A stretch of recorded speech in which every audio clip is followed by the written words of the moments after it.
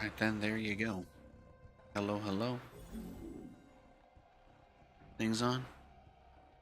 Alt tab's not working? Good. I turned it off on purpose.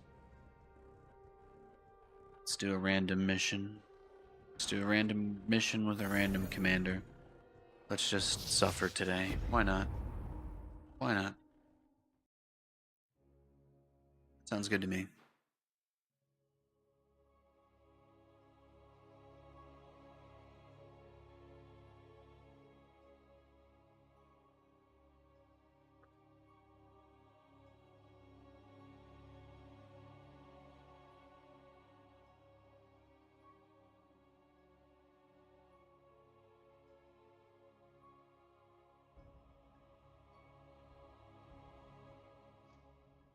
Yo, Bartholomew, what's up, what's up? Oh, this mission? Are you kidding me, dog? You kidding me, bro? You kidding me right now? Oh, this will be a perfect test for the FPS, at least.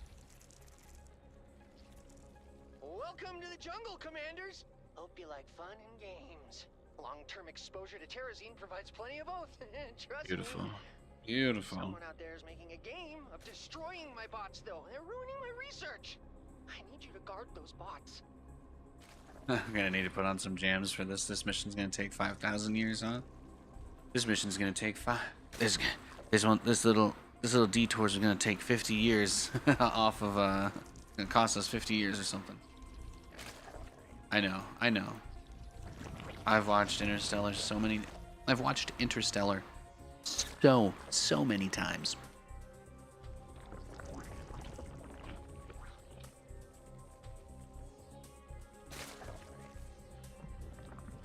Okay, we're good. Who am I? Zagara? I gotta get a Bane nest soon then. Maybe a queen. Should probably get an overlord too. An overlord or two too.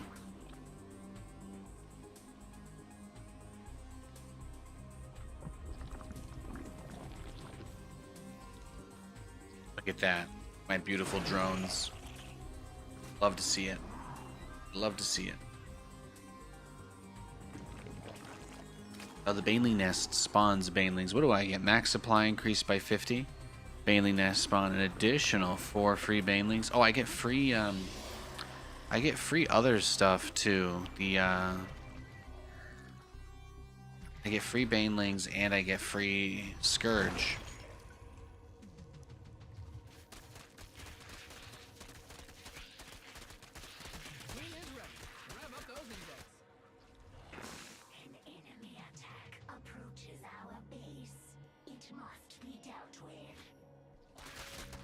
There's the thank you ping, you know?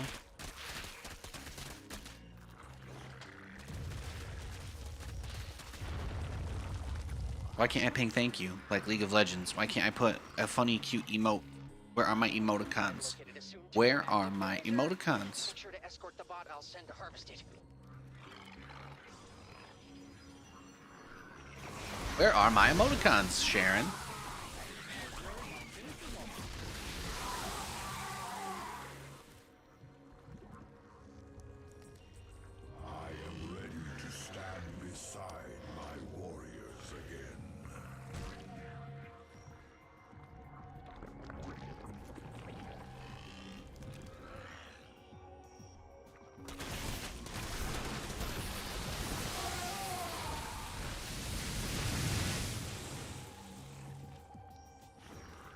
Yo, nice Z to start today. I like it. Yeah. I went random. I did random mission. And random commander. So I didn't actually have any input. This game. Busting out a little bit of Nate random. We get free Scourge, so we want to make sure that we have the Scourge. There's just no reason not to. And we should get the Baneling upgrades, all of the Baneling upgrades. So we just need a hive. So at 200 minerals, we'll go hive.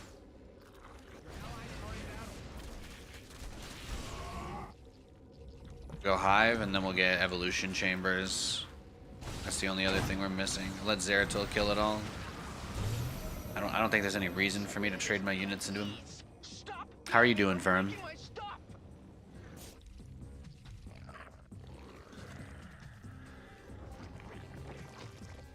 successful terrazine harvest. Now that bot just has to make it home safe. That building animation is like for a hatchery, but the building's nowhere near as big. It's not a hatchery. It's not. It is not a hatch.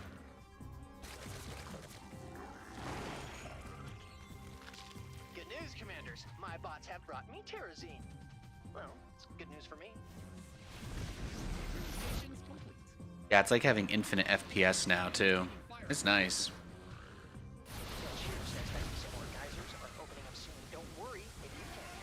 Yo, Finra, what's up? What's up?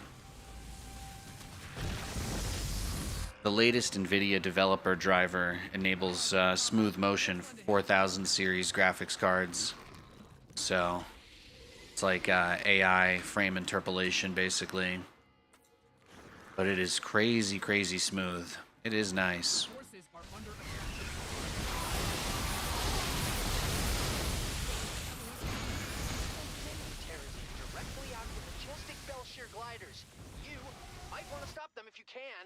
Do I need anything else here? Probably not. I think we just build a few hatches, finish maxing out our other stuff. Get all the other upgrades, right? Let's get all the Ling upgrades.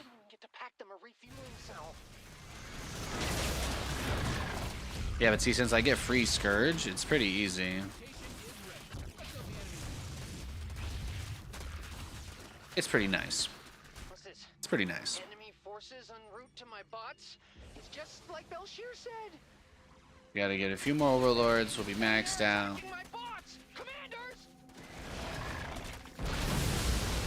I see. The banelings will just auto delete anything that appears here. I should send more lings over though. Need more zerglings.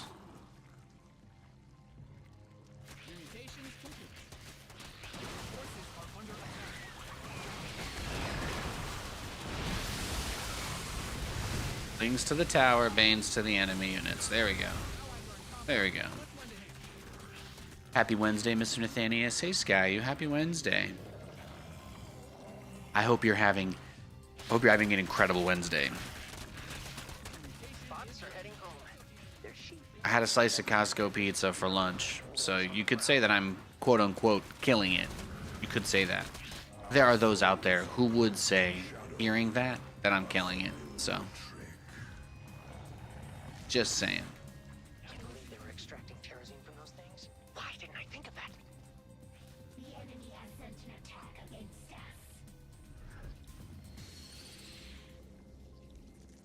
us. Costco hot dog today? No, I didn't want to go with the hot dog. I'm trying to mix it up a little bit. Gotta mix it up a little bit, you know?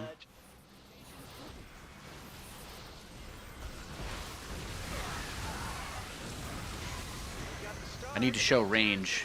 I need to show range so that the writers, you know, keep me on their good graces.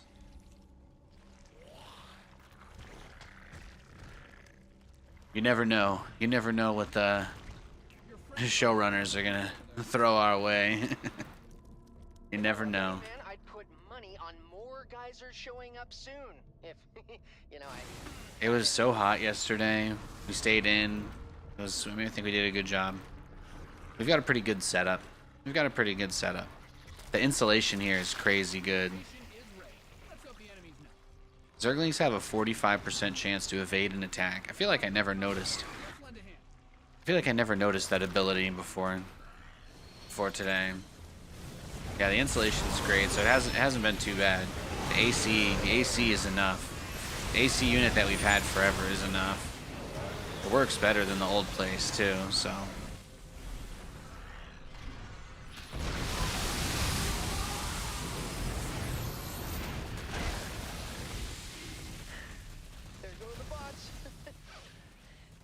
so fast. Daddy loves you!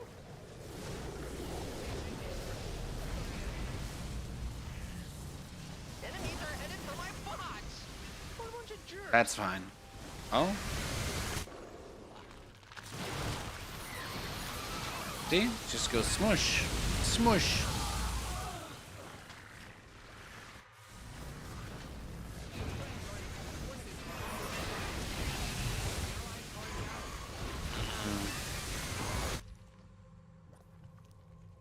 Need that last set of upgrades. Look at this guy chrono boosting me and stuff. He's hooking it up. He really had my back. He really did. Closing in on your army. He really did. Your friends are in a bit of a pickle over there.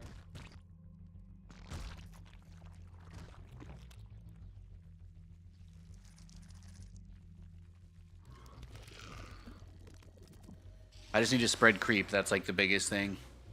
Just need to spread creep right now.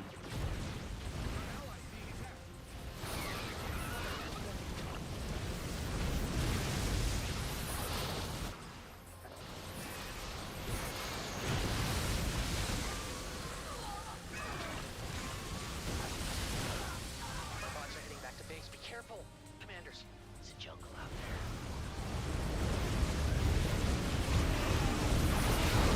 there. Fantastic.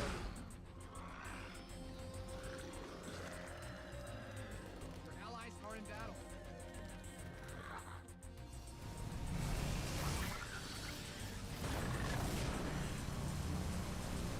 Yeah, we're pretty much there. Oh, we still have to do like 2 more harvesting bot waves though, isn't it? Your allies being attacked. Takes forever. This mission takes forever. We're not gonna do more than 1 co-op mission today. This is it. I promise. I promise I won't do another one after this. This missed opportunities map is like it just takes forever. It takes forever. Foes are closing in on our base. I don't even have the final Zergling upgrade. What am I doing with my life? What am I doing with my life? Your allies are in battle.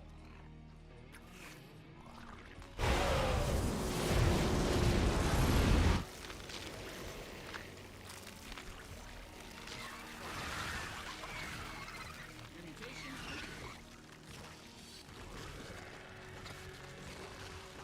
Start with the Banes.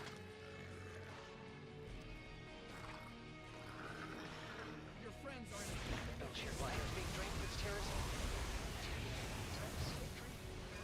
More commanders! Bots! Oh, never mind. And terrorism. Man, collecting terrorism is hard. There we go. We got it. We've We only got it. half of what I need.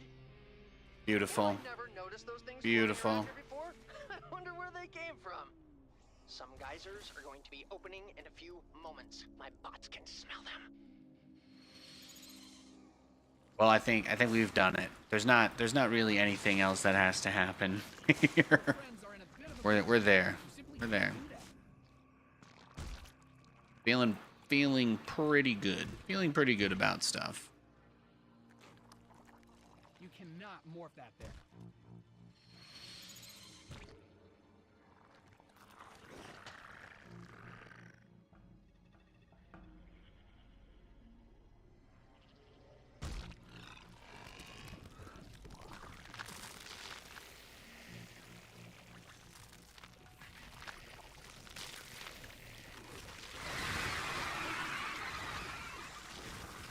I built these bots myself in a cave with a box of scraps. So I'd appreciate it. if Yeah, you nothing to came worry back. about here.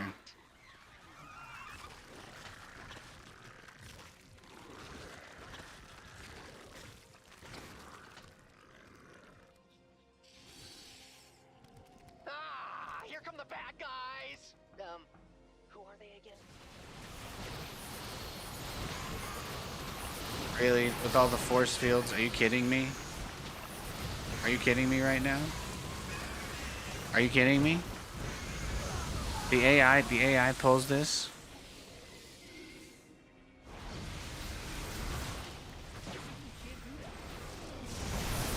Oh, that's beautiful right there. That's what it's all about. That's what it's all about.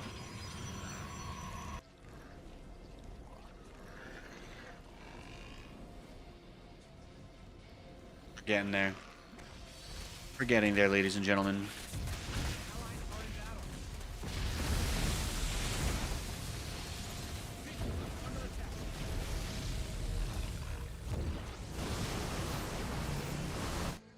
Your allies' base is under siege.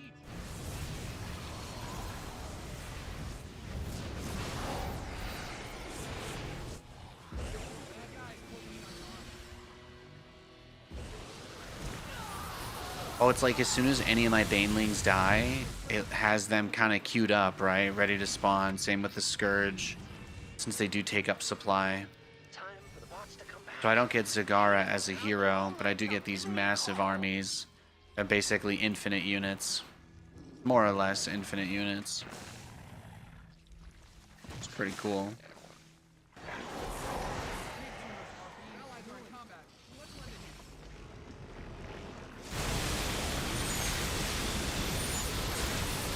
And then once you max out with Zagara, you kind of just move through everything with relative ease. Yo, Muta, what's up? How you doing? How you doing? Happy Wednesday, guys. Happy Wednesday. Happy Wednesday. Make like a old school pinball machine and tilt that follow button. Something, something. Rewind that VHS.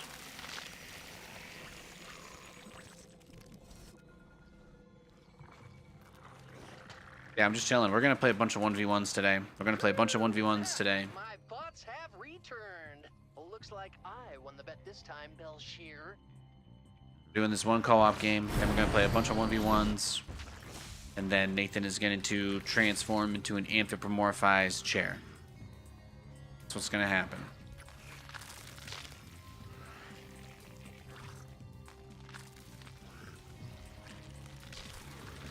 We've made nothing but banelings now. Look at this. Look at our little banelings.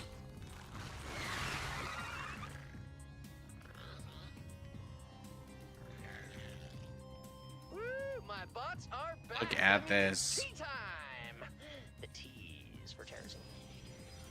I've got all. If only we could zoom out the camera even more. But yeah, there's nothing else they can do. We're totally on top of it.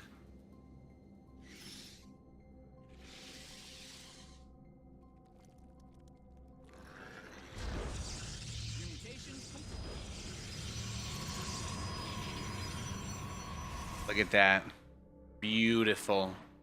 Beautiful. These should be the last of the geysers. Things are just getting interesting. And you kind of like reroute a few of these trains of patrolling banelings, and now we've created a flow.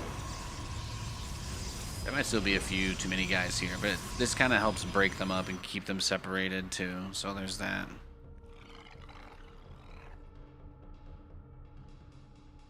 Remember when you would try to hammer frame rate with unit numbers on co-op?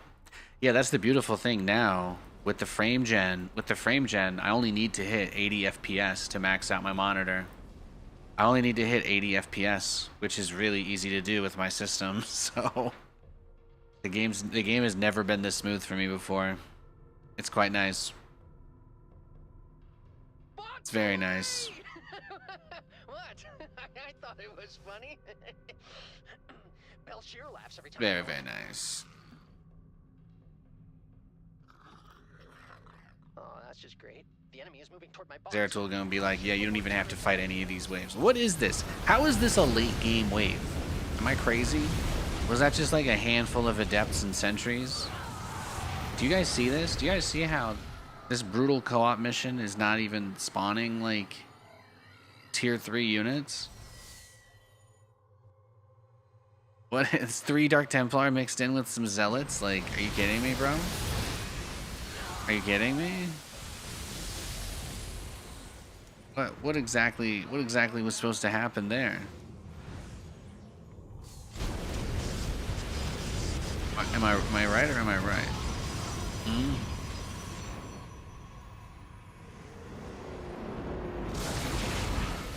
Yeah, this is actually such a weak AI composition.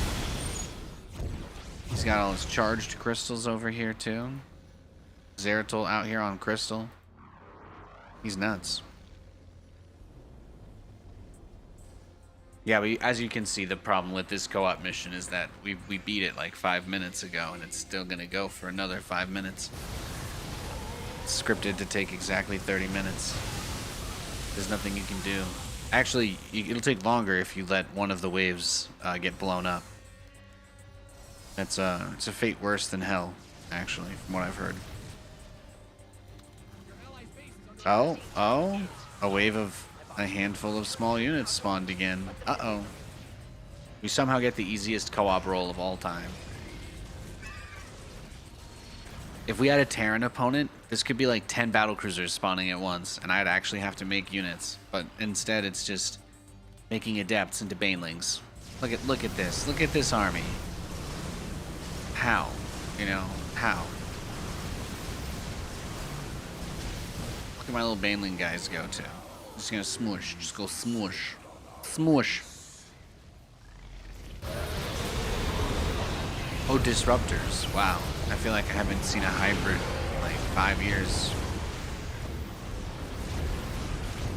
Alright, banelings, do your thing. Beautiful. Beautiful.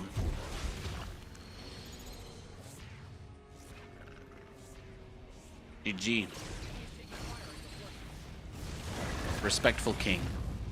We love a respectful king out here, don't we? Yes, we do. As Taylor Swift once said, she'll never know your story like I do.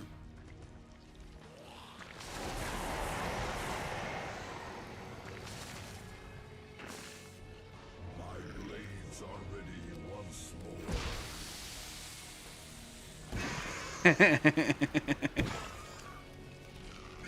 Ah. Feels good, man. The enemy has struck a powerful blow to my forces.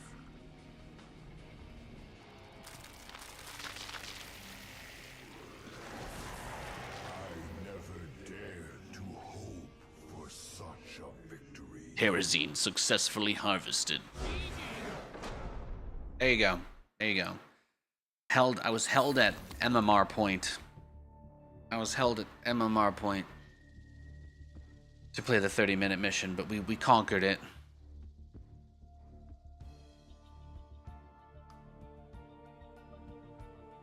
I don't have any bevies. I need at least water. I'm gonna grab myself a water and a Coke Zero, and then I think we'll be ready to go. Sound good? Savvy, etc. You guys fine with that? No? Great. Cool.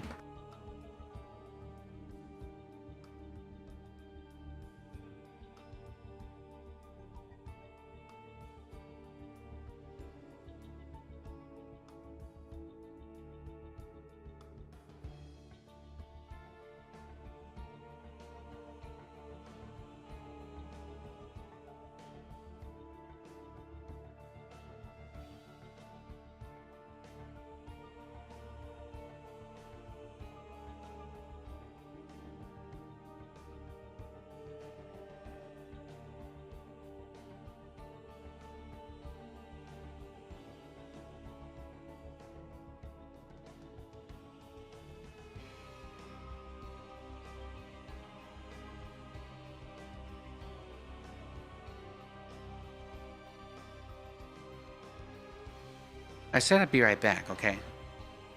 I'm here. I'm here. Everything's okay. Everything's okay. Now we just gotta switch onto our ladder account. Do the casual hair flips.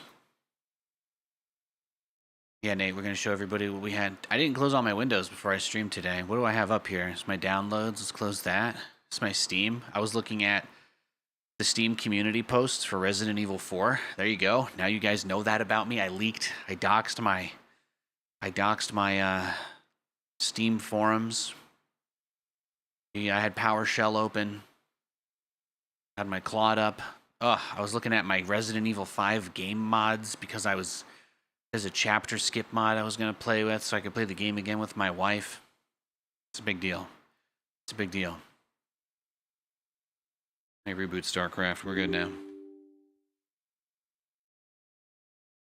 Yes, Blizzard Launcher, you're allowed to do things to me. I mean, my computer. But maybe if you ask nicely.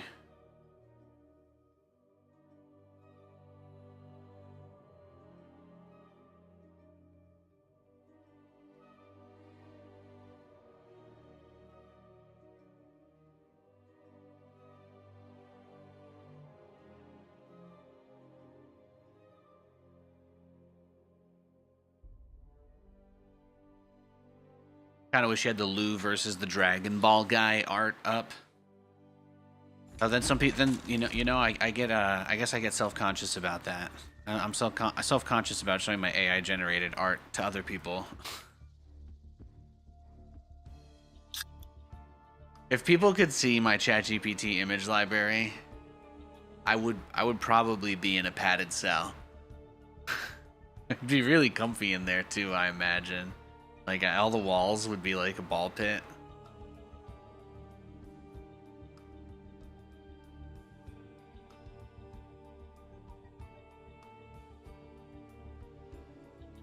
That's just the way it is. Is that really playing on my radio? Skip.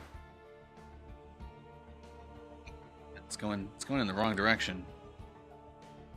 Nathan's station was pretty good yesterday, but now it's not cooking.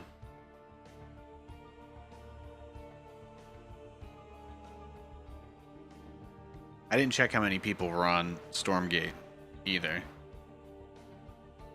I'm gonna guess.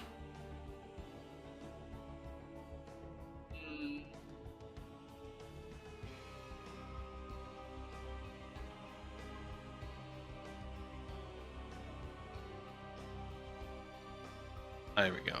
I got an old one I can shuffle. That'll do. I thought we'd get a game already. Oh, there it is.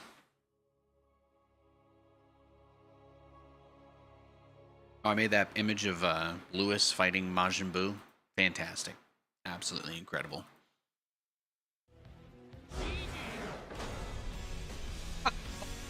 Guys, I can't make this up. Guys, I can't make this up. Do you see this? Do you see me? You see me? I won my first game like it was nothing. Like I Thanos snapped this guy. Ah.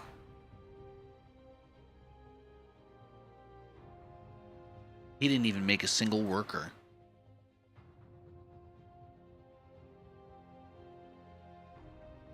Hey, Stir Fried. Yeah, I pressed one button. Pressed one button and he collapsed instantly. Irrecoverably.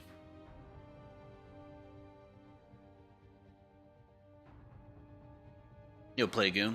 Doesn't feel like it's been this long. Hey. I'm just using my teleprompter for the chat, so I only see messages. Is there like a pop-up or a banner? Did you do a resubby guy? It's not showing me that. But your comment makes me want to say thank you anyway. So I'm going to. I'd rather be too kind than not enough. 70 months? Damn. Plaguebird, it feels like it was only yesterday that I started dragging your ranked MMR down by playing League with you. I think I was sober for like 3 of those matches total. I apologize for your elo. 3 years max. It's a long time. It's a long time. My favorite, truthfully, the biggest thing from my League of Legends era, my League of Legends crash out era, best thing is that my Malzahar is at 1.5 million points, and any time that I play a game with anybody, they always point it out. People are like, you should be in a padded cell. And then I say, oh, are you offering tours? Is there a promo? Is there a promo code? Can I get a Groupon?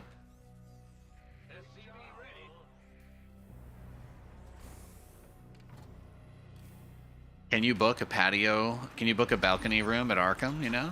These are the questions I have. That's what I want to know.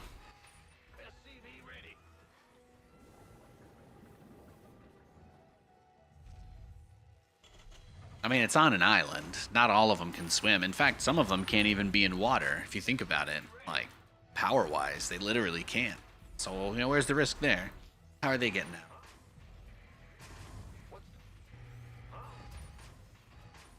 Make a parachute out of bed sheets. Hope for a thunderstorm or a hurricane, I guess. You could probably could you think a person could parachute themselves out of prison, like lift themselves up if it was really windy and they ran outside with the sheet? I don't know how easy it would be to get the sheet over there, but you just go get some lift. Just run outside and throw it up and catch some air. Nobody's ever tried to reverse parachute out of jail during a windy day. How much force? How fast would the air need to be to catch a person? There you go. I can ask. We can ask Claude about this after the game, and then we'll accept the AI's answer as infallible and not question it at all or do any further validations, so that we can, you know, maintain our happy delusional state. Glad that we all agreed on that together. I appreciate it. Also, Plaguebird, you need to know that Katie actually did on her own. She actually was really interested in watching all of Walking Dead with me because obviously there's great characters, but there's also a great character named Rick, and I just thought you would want to know that. Since you're too cool for TV shows, just wanted you to know that we watched all 9 seasons and another show as well about a character named Rick. So actually, I think they're adding them to Dead by Daylight in like a week. I think July 28th they're adding Rick and Michonne and Daryl to the Walking Dead to the Dead by Daylight game. Did he really pull off of building this? Why? This guy is crazy.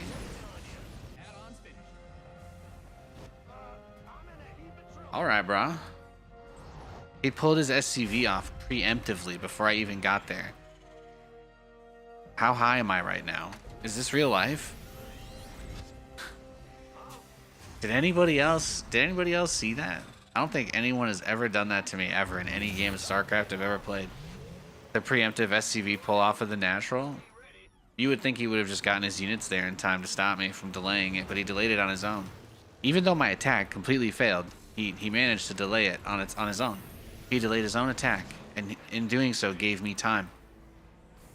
So that's nice. First time in 15 years. Hey, Dutro. What were you doing 15 years ago? I was waiting at GameStop. I was waiting at GameStop for the midnight release of StarCraft with my dad because I was 17, so I couldn't be there by myself.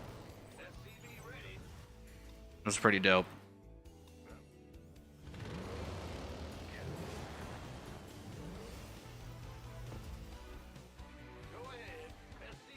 I had a foot-long buffalo chicken sandwich from the Subway that was on the same part of the outdoor plaza. It's pretty nice.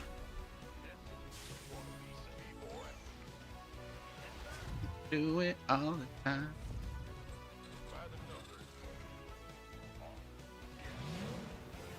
Yeah, this guy's taking it super casual.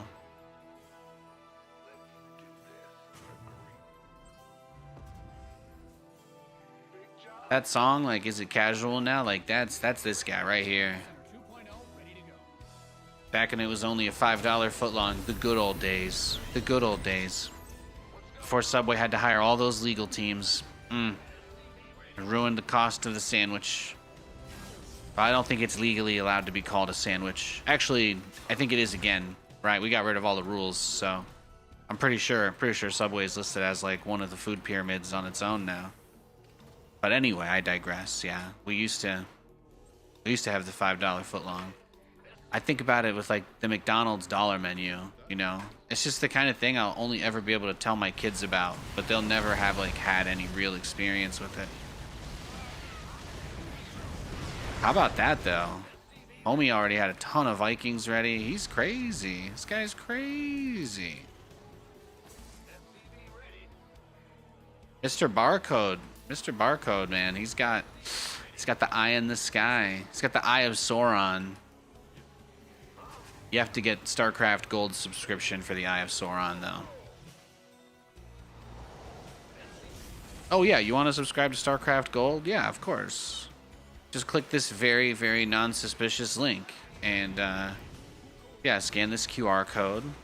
And, yeah, exactly. There's just a 2 Ethereum processing fee, no problem. You just get that paid, and we move everything into your account. Easy. And you start the game with a lot of... You get the Eye of Sauron. You can see everything. It's incredible. Actually, you can only see people who are wearing a weird ring, like when they're near it or thinking about putting it on, but otherwise you can't see them or really do anything. So, Your mileage may vary.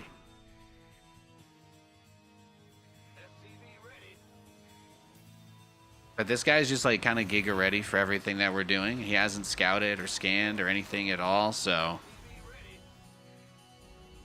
there's not really any, there's no analysis to be done here. He just rushed Vikings and tanks. Maybe he does this every single game. Maybe he has the stream up.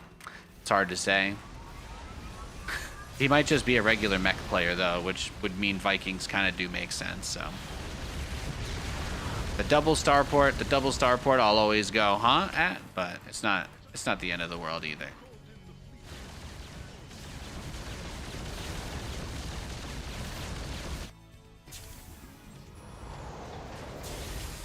I guess that's not gonna matter, is it? It might. It might matter.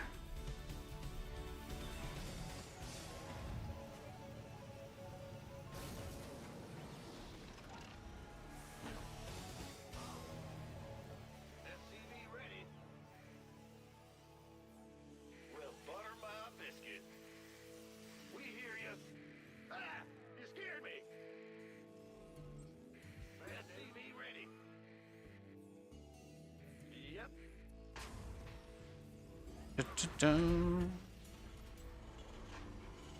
center upgrade complete. SCV ready. 20 seconds. Feel it in my soul.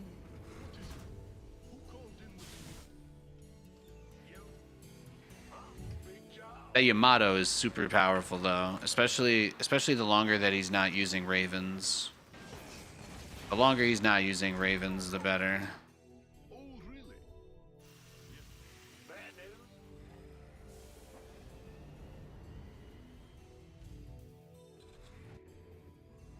Command center upgrade.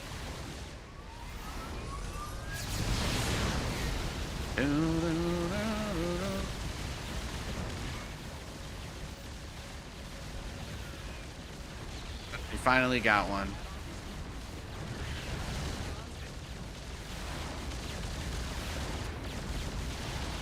Like, you know, the more damage we do, the easier it is to get more of them because it's like almost scaling in terms of the damage output from the Vikings. And the more that he micros them, that obviously he ends up kind of missing some of the shots that he could be taking. And his anti-air count is not very impressive either, so. The goal is before he moves up to like Mass Thor, before he gets to like Mass Thor, we need to get enough battle cruisers to be able to fight him or force a base trade. That's going to be a very big part of the game.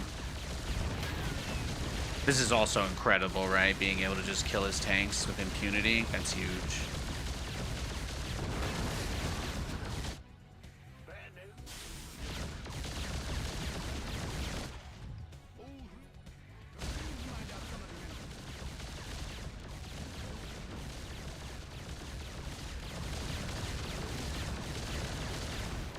My battle cruisers have 1-1 now as well.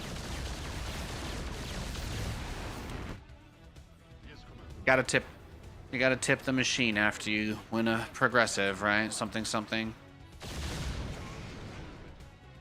I think that's what I say there.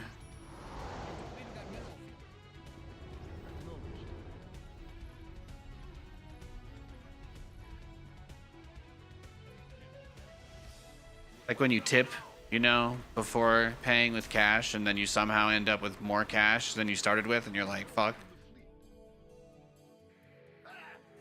Hashtag just American problems. All the wall games were one base. Yeah, that's the dream. It took a second to set this up, so.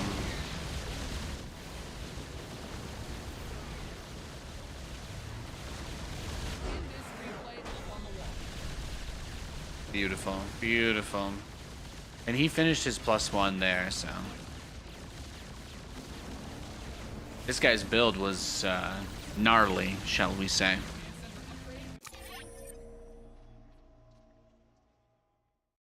Let's look at the start of this one again. Let's see, what were you guys talking about? First map you played main base was a weird high island or something like that. Nice, nice. They lowered the sawdust and the bread to 40%, so it is now considered bread again. Okay, okay.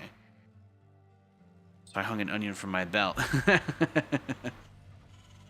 think he's just going Viking tank. A lot of people go Viking tank. I was just, you know, this is a pretty conservative way to set himself up. Like, even though I was nervous because he was like in a defensive stance and I couldn't really attack him at the beginning of the game, he also didn't do anything. He didn't go out on the map. He wasn't proactive. This was like as turtley as he really could have been, especially since he did end up going into mech. I think it just fits, right? And what's weird is he goes and gets that drop too, and he doesn't go across the map. He doesn't try to push. He just kind of stays, and I'm like, okay. And then it's just straight to the... Yeah. I don't know. This is a build that people do. This is a build people do. They like lift up the tanks and go do a big push on 2 bases, but like this is a build, but it was just weird. Very weird. Triple armory.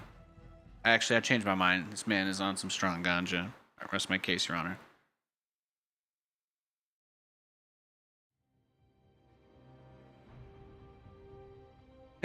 The triple armory. That's, you know, that's the point where my logic processing failed there. So, hey, Rizzy.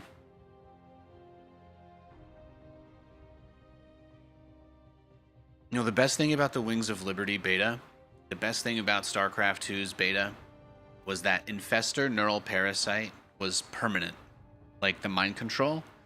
If you mind controlled an enemy unit with the Infestor back in the day, that unit was like permanently yours until the Infestor died, or the unit died, or if the unit walked out of range of the Infestor, then it would detether.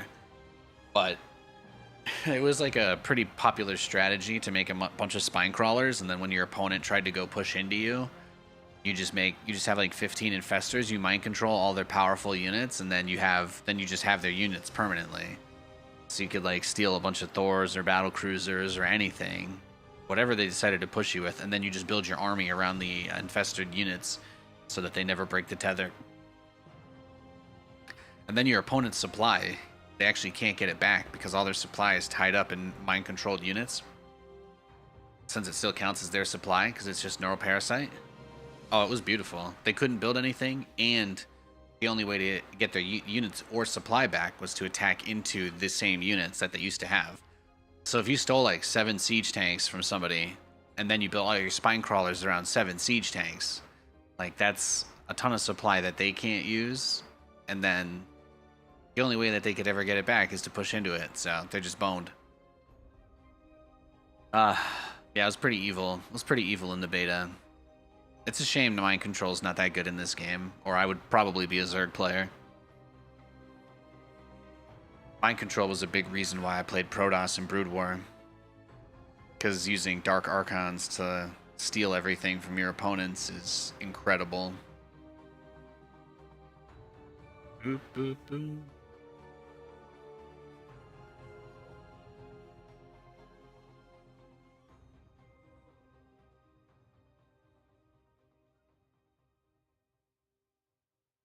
More accurate Zerg, terrifying. Yeah, exactly.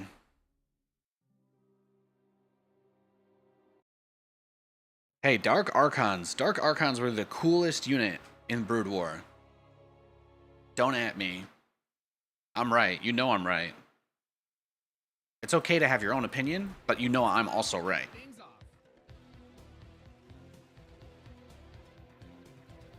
Dark Archons are the coolest unit. Don't at me. You can't convince me otherwise. I'll put my fingers in my ears and say no. I'll go no. Giant ball of fire reaches its hand into the depths of your mind. It pulls out your darkest tendencies, Bobbity style from Dragon Ball Z. Oh my gosh. Yeah, no, that's some tough shit.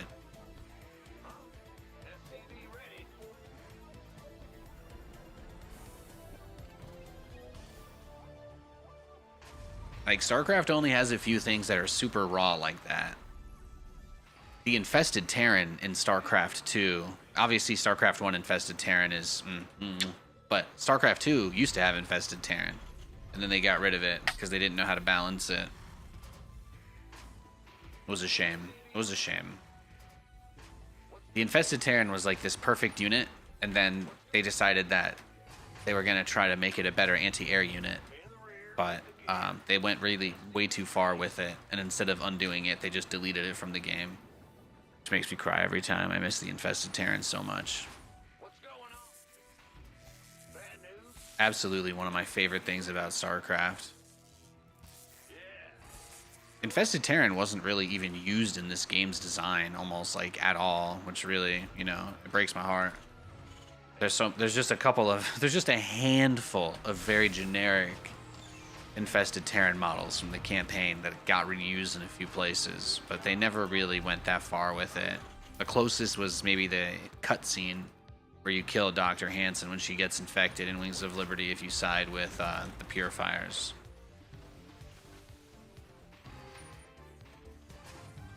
It's like, yeah, you see her kind of messed up a little bit, and like that's really it. That's the most unique infested thing that really happens in all of StarCraft 2, and you're like, man, they really didn't do anything with this. Then you have like the SC2 Co-op, and that is so freaking cool. Like, the SC2 Co-op is so cool. The buildings have tentacles and like crab legs and shit. That's horrifying. I love it. I mean, that's really great. Like, thematic, you know? That's good stuff. It's good stuff. Hey, Sectal Rex. Yeah, back to streaming regularly. Yeah, for a bit. For now, yes, yes.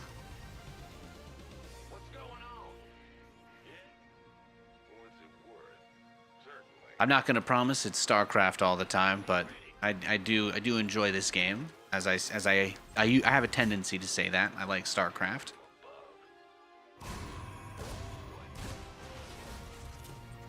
Yeah, I'm going to be playing lots of StarCraft, Resident Evil, Mechabellum, and Stormgate.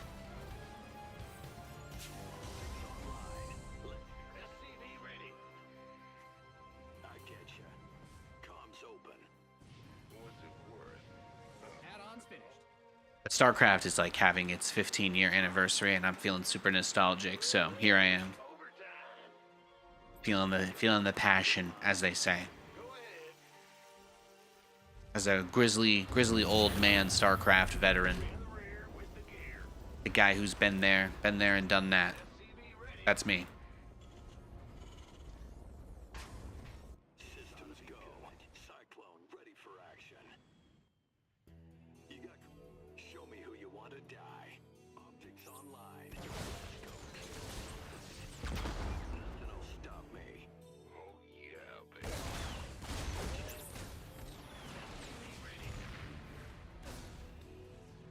On the way. Let's got it. Oof. Show me who you want to be.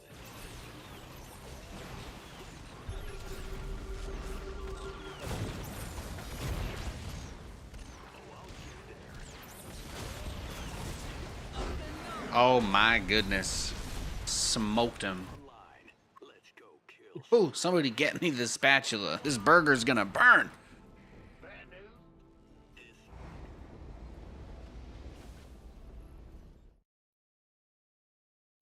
But yeah. Yo, Zion, what's up, man?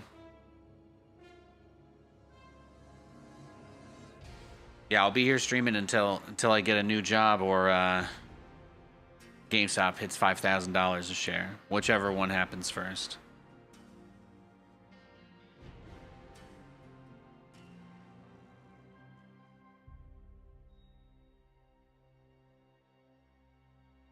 Got till mid-August before I'm working at Taco Bell, so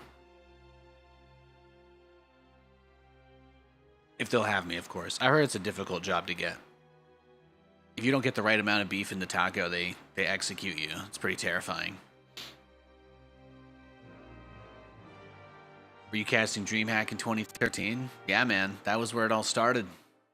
Those were the first guys that ever paid me to cast StarCraft.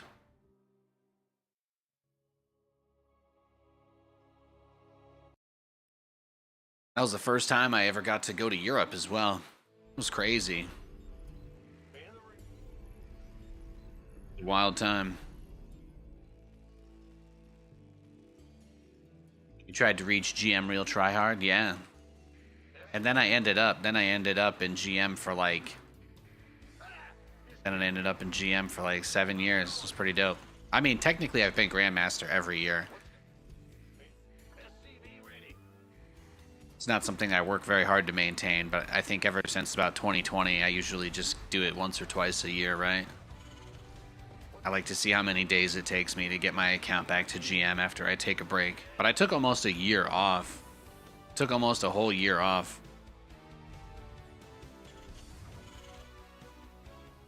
Got a ways to go.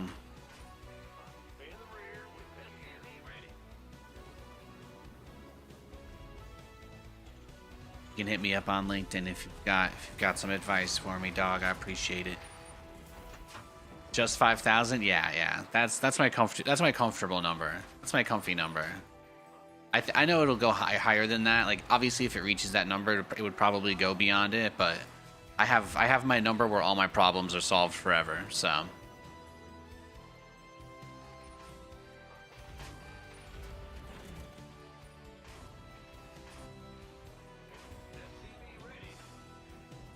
Snake Marine portrait, yeah, it's nice. It's nice.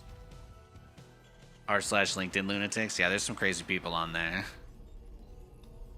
I was gonna say, if I'm gonna take unsolicited job information and advice from chat, I gotta at least get it on a platform where the engagement might help me, you know.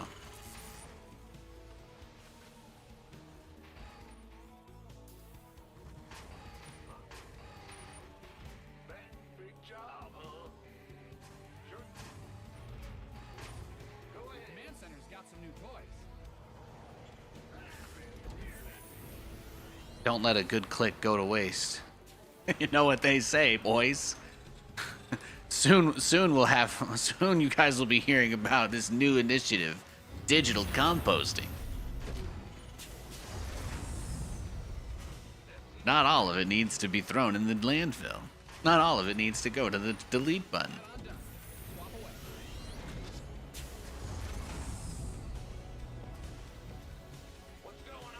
Yeah, I'm having a giggle. What of it?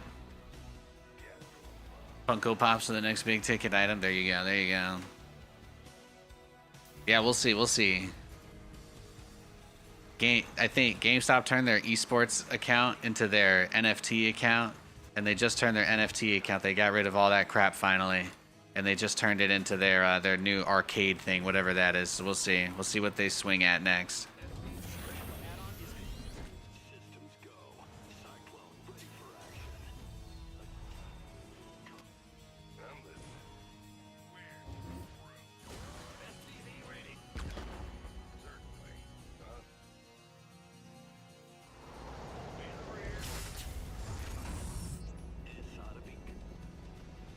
$9 billion cash in the bank's not a bad spot to be in, though.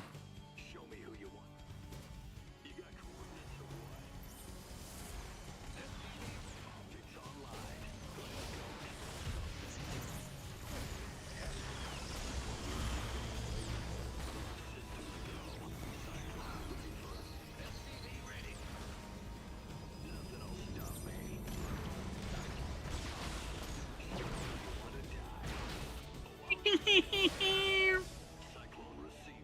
Oh, screaming. Oh no, I didn't actually have my base open. That's the problem. My other cyclones never even left. The other cyclones never even left my base, guys. What did I do? What did I do, man? What have I done? I will say this. The only thing I like about Funko Pops, and I guess this is the only real appeal they have, is that they have them of everything. I was kind of shocked at which ones. Katie and I went to this retro game store. I know, I'm such a GameStop shill. We went somewhere that wasn't GameStop that has a bunch of really nice old retro consoles and stuff. And they have like pinball machines and an arcade. Like they have like the Mario Kart 2-seater that you would go to at like Dave & Buster's. So I'm like, you know, let's just go to this old retro shop. Absolutely hammered and play Mario Kart. You know, while a bunch of kids shop around. It's a great idea. Anyway, There's not many other places to do Mario Kart races like that around here. Okay, let me have my jokes. Let me do my bits. You don't have to laugh at all of them. All right, I'm on the stage right now. Honestly, I probably got a little too much I'm being a little too basic right now, so tomato acidity would likely help. Anyway, where was I going with this? Oh yeah, this place had a whole wall of Funko Pops, and I was just impressed with how many they had. I mean, I obviously I don't need to tell you which ones they had because they have everything. And really, if you just have to imagine what could everything mean, and the answer is yes. So you'd be like, oh, well, like this, and you're like, yes, everything. I'm not crazy about them, but it was kind of cool to just look at the giant wall, and there were maybe like 300 or 400 of them on a wall in this place. So that was cool. So we checked out like 300 or 400 of these random ass Funko Pops from all these different things that we didn't know got turned into Funko Pops. And that was it. That was like some Saturday afternoon entertainment after we went and got sushi.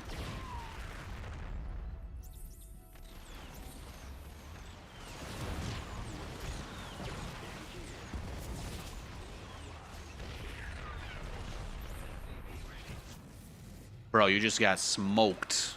Smoked like howda. Howda. Every time I pronounce it the Dutch way, Katie gives me the eye. All the Europeans have been trying so hard to get me to say things the local way. My whole life. Nate, you're a wall? Thanks, bro. I appreciate that. I had hoped to be something dependable that people can lean on and can hold things up and support them for a long time.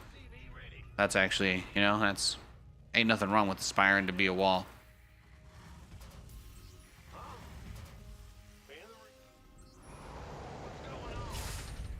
This guy doesn't realize that rolling around in the mud and like us getting dirty is actually what I want. That's so people have never understood.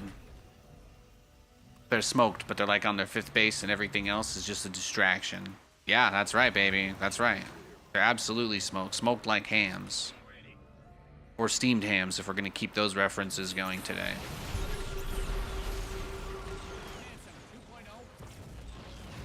Yeah, this is actually pretty sick.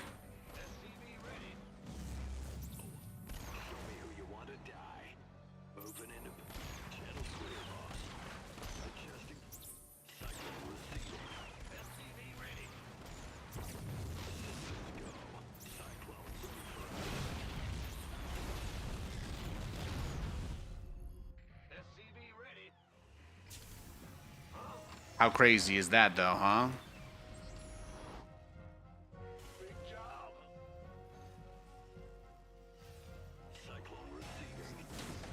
Yeah, I know. It's crazy. I feel like I'm cooked. What am I gonna do here? I've only got 2 factories. I took some good trades. I got some good fights, but I'm not Spider-Man No Way Home yet. I'm not out of the woods. Taylor's version. Oh yeah, just 7,000 tons of heavy steel. That's my game plan.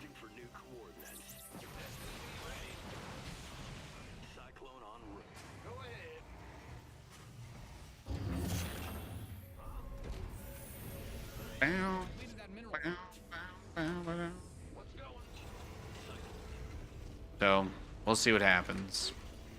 It mostly depends on whether or not he believes he can break my PF, and then if he believes he can break it, it mostly depends on whether or not he tries to break it, and then if he tries to break it, it mostly depends on whether or not he breaks it. So it looks like he was still saturating his 3rd base there, however, so that's not bad at all.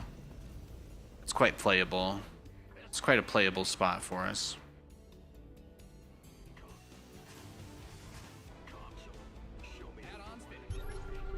No observer outside the base either is reassuring.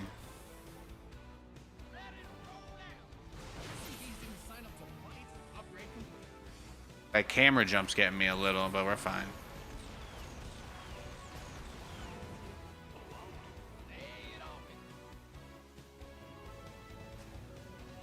Deep in the middle. Deep down.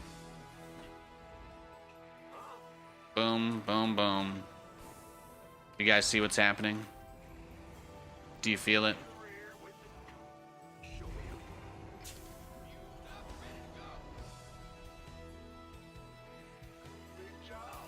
Gonna need another command center or two, however, in this situation. Typically, I know that I'm not really like in shape right now as far as my StarCraft gameplay is concerned, but I typically, in this situation, what I lose to is a big base trade that goes through the heart of my production. Like when they ignore my external bases and just kind of dive everything in for like one last big Giga YOLO.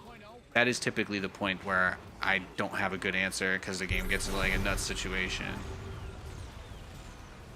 That was nice. Just a bunch of DTs for free.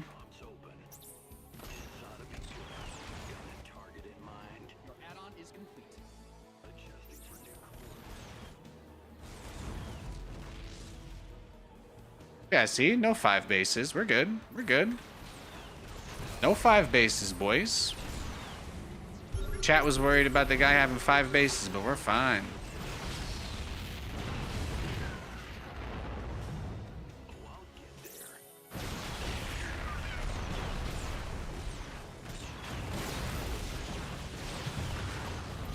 Perfect. Perfect.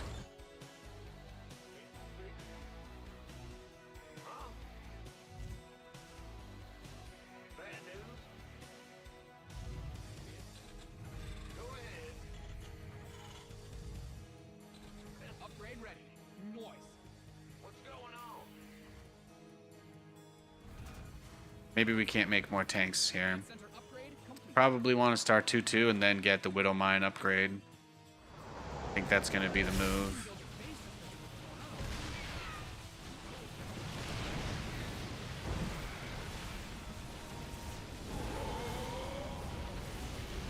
Pear is doing some big work.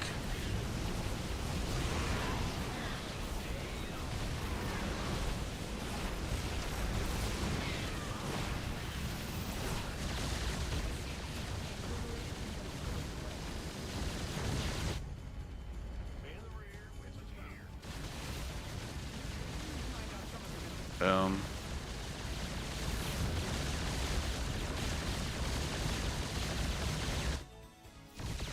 See, it's not 4 bases. It's not 4.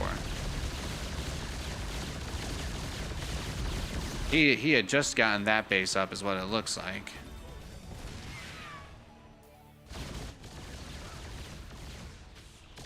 What I don't have is my 2-2.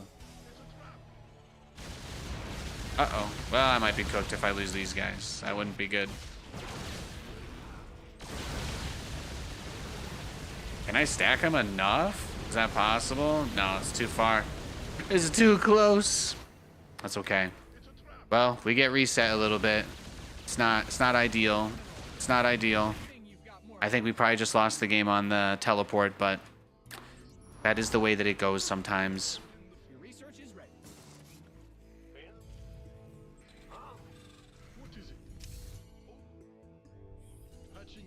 Have to check those other outer rim bases. Nope, he doesn't have everything. I think we lost a little too much. I think we might have lost a little too much on that one.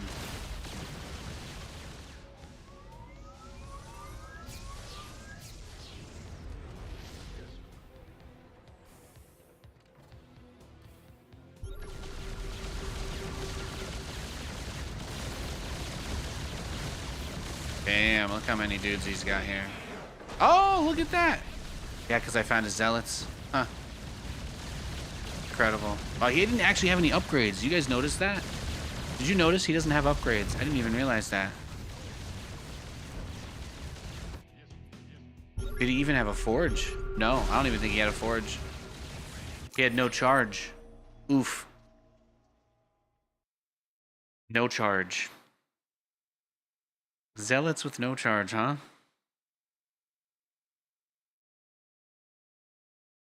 I don't think I need to say anything else. That'd be kind of mean.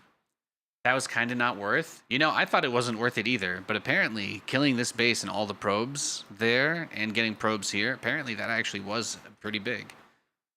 The 26 probes might have been worth it. It may have. may have been worth it. Maybe holding the first push was, I mean, like this build was also kind of cracked too. We didn't do nothing either. He came down to check for the proxy. That's interesting. But he got a scout, I think. I meant his engagement on your PF. Oh, yeah. Okay. It caused psychological damage. Yeah, it did. This opener is so strong. The double cyclone. This has always been one of my favorite builds since StarCraft 2 first came out. Well, Legacy of the Void anyway. Since the very first time that they put cyclones in the game, I've been doing the ghost pepper cheese. And the fact that I caught everything and then isolated the immortal, like I guess he could have left at that point. What was the score? 35 to 42. But I guess my advantage was that I took my third at the same time as my natural.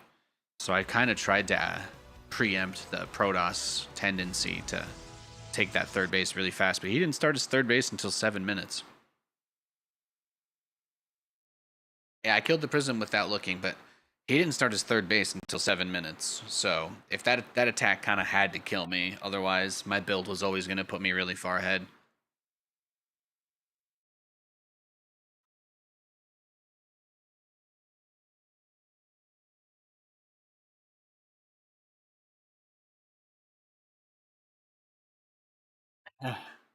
Oh.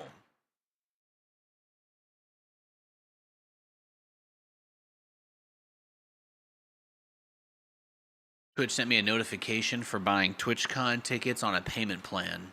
Yeah. If Twitch could just run itself like a utility, just keep the engineers and the people who work on the features and the basic presentation and just cut out everything else, I think they'd actually be a pretty profitable company. I think they could actually make a good amount of money. But I think as long as they're paying six-figure salaries for a board of directors that go to meetings and I don't know. The success of the platform has very little to do with what the people on top do. So I don't know. How many people do you think are getting paid six-figure salaries to be like an executive or VP at Twitch? Probably a lot. I mean, you could probably cut out like 20 or 30 million a year if you really had to try.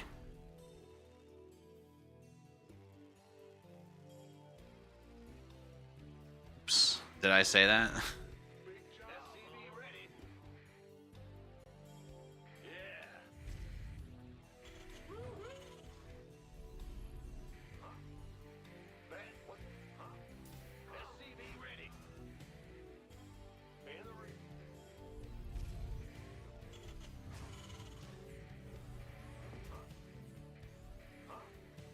Yeah. It's wild playing. It's wild.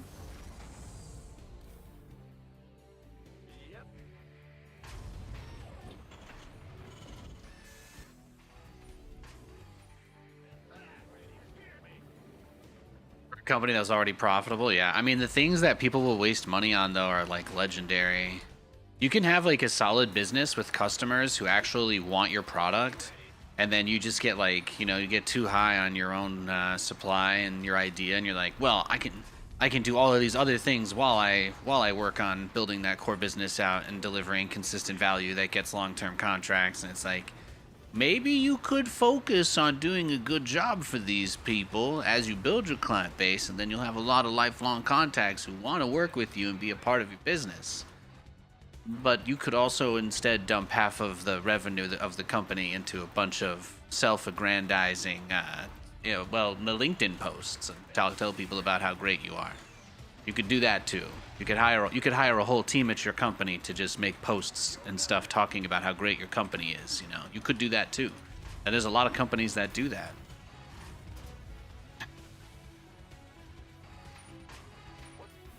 Personally, I think you got to find what people want and try to do a good job at delivering that.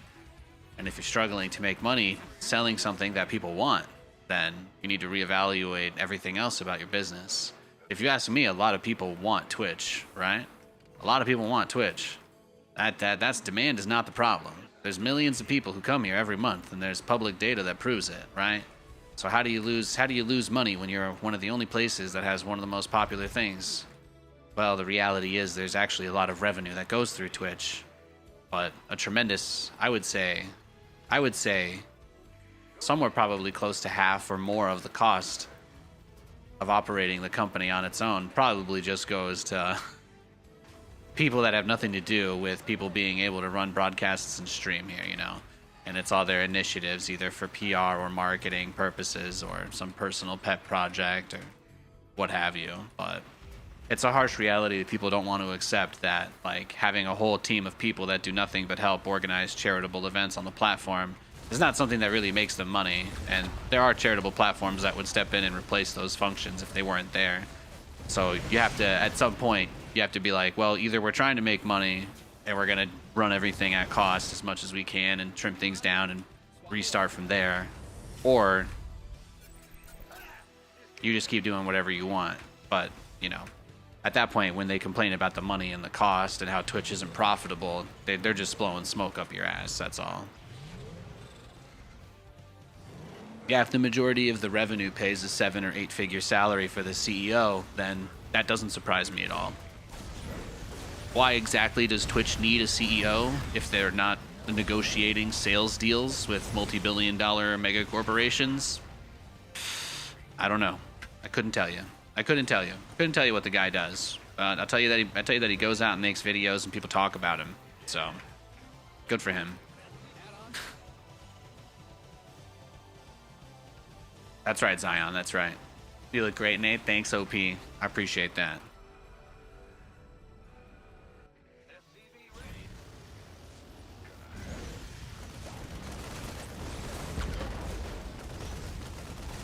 But like the actual cost to operate the company on its own without all of the stuff that doesn't relate directly to people being able to run their own streams and broadcast everywhere, is probably a huge. I would be willing to wager there's some wiggle room in there to get a little bit closer to break even on this.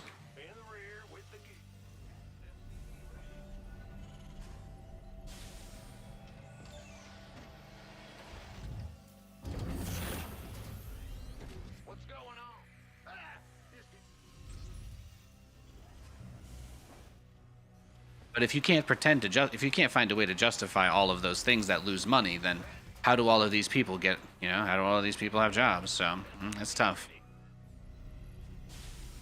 Your command center's got some new toys. Big job.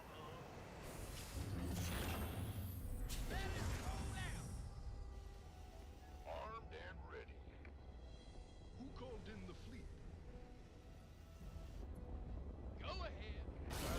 Do you guys think if there wasn't like a Twitch community team, do you think that there would still be communities on Twitch around being a person on Twitch? Like, do you think that that has to be something that's funded directly by Twitch themselves for people to feel like they bleed purple, Is this not something that can organically exist as just a normal function of the website existing, There's obviously a lot of people whose jobs are related to being on that team. There's a lot of stuff that happens there. There's a lot of promotion and stuff that happens as well. You could probably argue that they do good work, that they may even be necessary, but like, do you really think that whatever demand it is that they're satisfying couldn't otherwise be something that would organically develop if it didn't exist?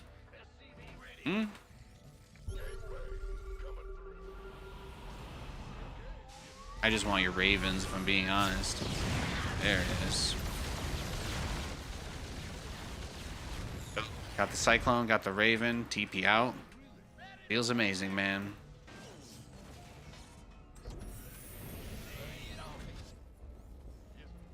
What's going on? Patching you through. Go ahead. SCV ready. I was like, I remember when they canceled TwitchCon due to COVID, and instead they announced that they threw like a huge birthday party for some multi-millionaire streamers and shit. Yeah, doing stuff like that, I think, is how you end up with a struggling business.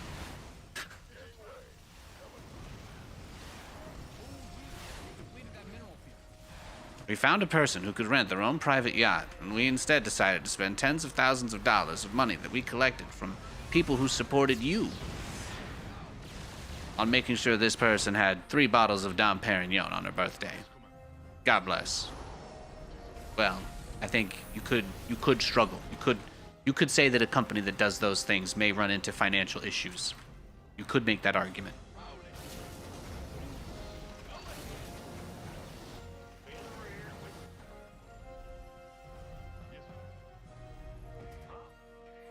What do I know? I'm just the CEO of Microsoft, Bill Gates. It's been me all along. I'm the reason you don't have StarCraft 3, and it's only because I specifically don't like you. No other reason. What's going on? You mined out some of your minerals. Right, good. I don't have an engineering bay. This is kind of liberating. It's like going commando. No turrets at all. Ooh. Add-on done. Swap away. Go ahead. Big job, huh? Yes, I mean, he was gonna push me with like Vikings and Ravens really early on too. It could have gone bad.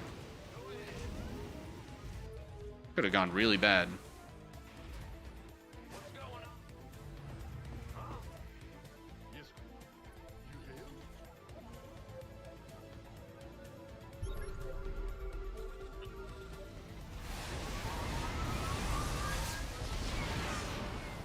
Ah, he Yamato'd the one that was going for the Raven tragically.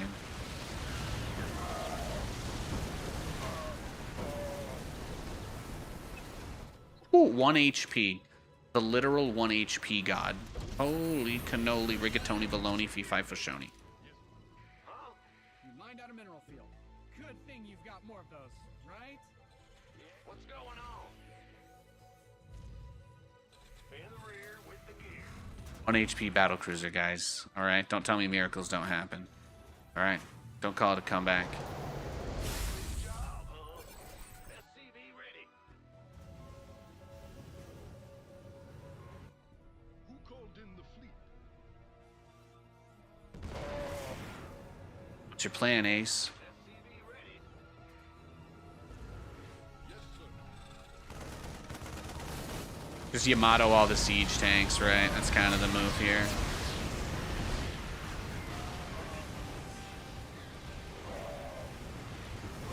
Oh, he's flying over all my turrets. He's nuts. Don't do that. Whew. Okay, did you see that, though? Did you see the part where he flew over all my turrets?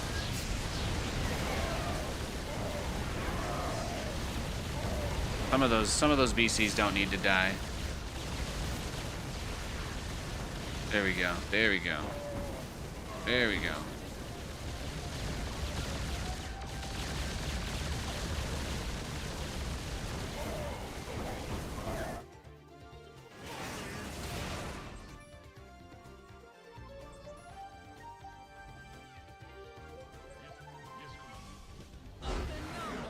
Ooh. How about that? Come on. Come on, baby. Luckily, this guy had to say, yeah, he saw that planetary fortress and he thought, you know what? I'm gonna go for it. He went full patience up the ramp into the meat. I just had the meat grinder going, you know. I got enough sausage here for the next Nathan's hot dog contest. Am I right? Ay ay ay. Yeah yeah yeesh.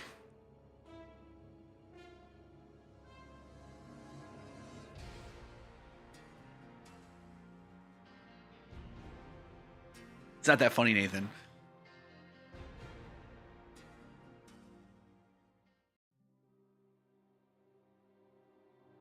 Yeah, it's been nice though. It's been nice. I appreciate all compliments on my physical appearance.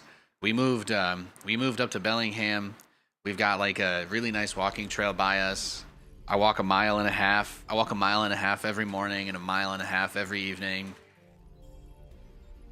We've got lots of nice places nearby, better grocery stores. We got a Costco nearby, so we can kind of just go. I get a lot of steps there as well.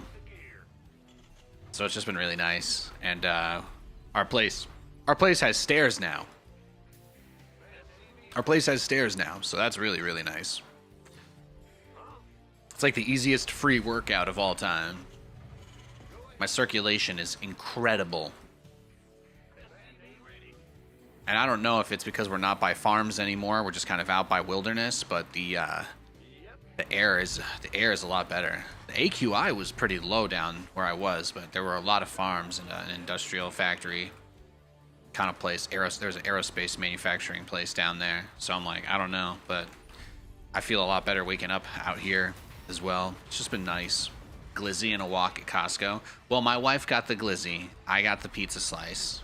I wanted the pizza slice this time. I wanted to be extra. It was really hot. I burnt my mouth. I burnt my lips and my tongue just wolfing down the pizza because I was like, oh my God, I'm so hungry. We came to Costco basically just to eat and walk around. That's not true. We were also looking for a few things, but they didn't have any nightstands there. So they didn't have any nightstands at Costco. They did have an adjustable desk, and I definitely want to get a new one, but then I went on the Costco Reddit, and someone said that specific desk is easy to accidentally trigger, and then it'll move up or down while you're gaming, and I don't want that to happen, so you know. Ugh. I'm just out here. Just out here. You know what I mean? That's what we're doing. Pizza slice epic too. Yeah, I got a slice of pepperoni pizza. It was fantastic. But my wife got the hot dog. I got the hot dog the last like 2 times, so there wasn't a really long line or anything, so I felt pretty good about it. You know, I wasn't gonna have to fight somebody or elbow. I wasn't gonna have to elbow somebody to the ground. You know what I mean? To get to the soda dispenser or anything like that. It was a pretty chill. I would say it was like a PvE Costco experience. It was not a PvP Costco experience, so that's nice. Costco versus IKEA. I mean, both are great. They're pretty different places. There's no IKEA around here though. It's a good idea. It's a good idea, but I don't think there's an IKEA around here. I think we checked, but anyway, yeah.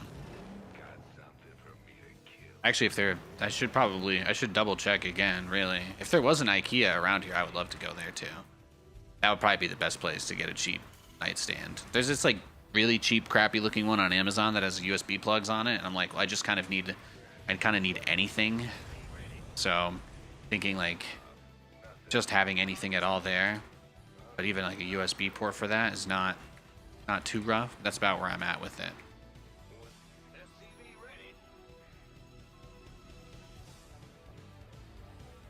It's just not the place to spend for Nathan, you know? There are a lot of things you could argue that I'll waste money on, but my nightstand, that's not where I'm flexing. I don't need the solid gold. I don't need the solid gold nightstand. I think we're good. I think we're good on that. It's a little gaudy. You'll go anywhere with slices and hot dogs? Hell yeah. Well, that was Sam's Club when I was a kid. We didn't have Costco in Pennsylvania by where I was. We were a Sam's Club through and through. Sam's Club in Dixon City was a frequent visit. My dad got all those photos developed for his business there.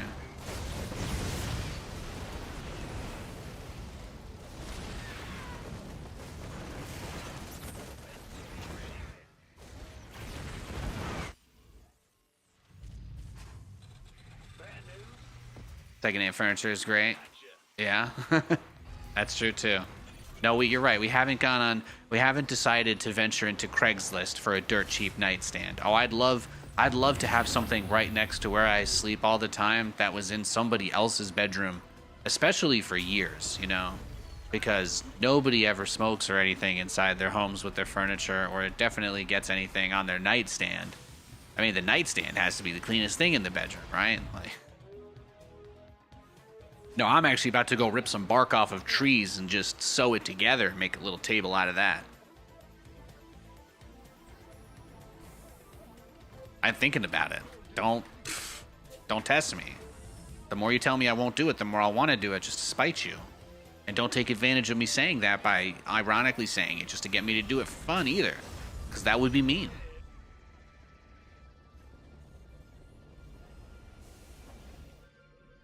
All right, let's see. It is the same guy, right? Is that what chat said? It's the same guy, so he's probably gonna be like 2 to 3% more aware.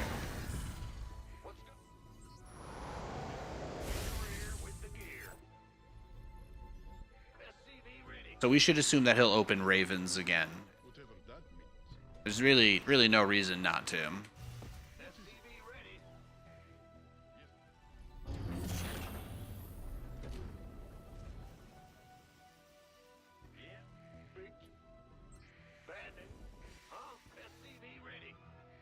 I got to be careful since we have to assume that he's got the Raven. I'd like to get anything with this BC, like anything at all. So that SCV building the command center looks good. I wanted the Cyclone. Well, you might get me now. I missed the angle. I missed the angle on him. Am I going to get out? No. That's unfortunate. Let's just GG. We'll go next. That was... I might as well. I beat him the first game, so I feel like him killing the BC immediately like that, he just kind of earned it. There's not enough solid wood in the bedroom. Well, bark is not solid wood. Bark is like... Bark is like the eye booger crust of the tree. There you go. Now you can go enjoy your life being ruined forever by me telling you that. I told you, I'm in my Majin Vegeta era now, okay? It's just targeted and controlled. But it's gonna be hot.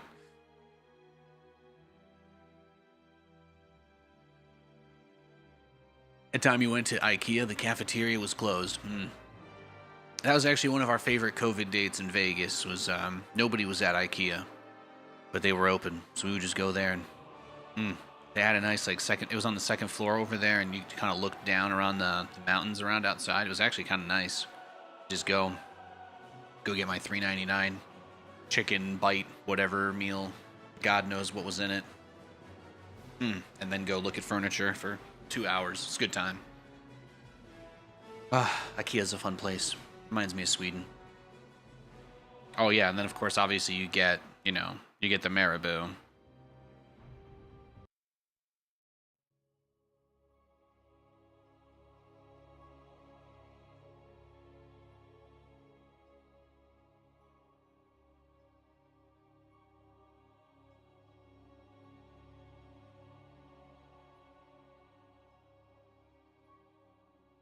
Shrimp money.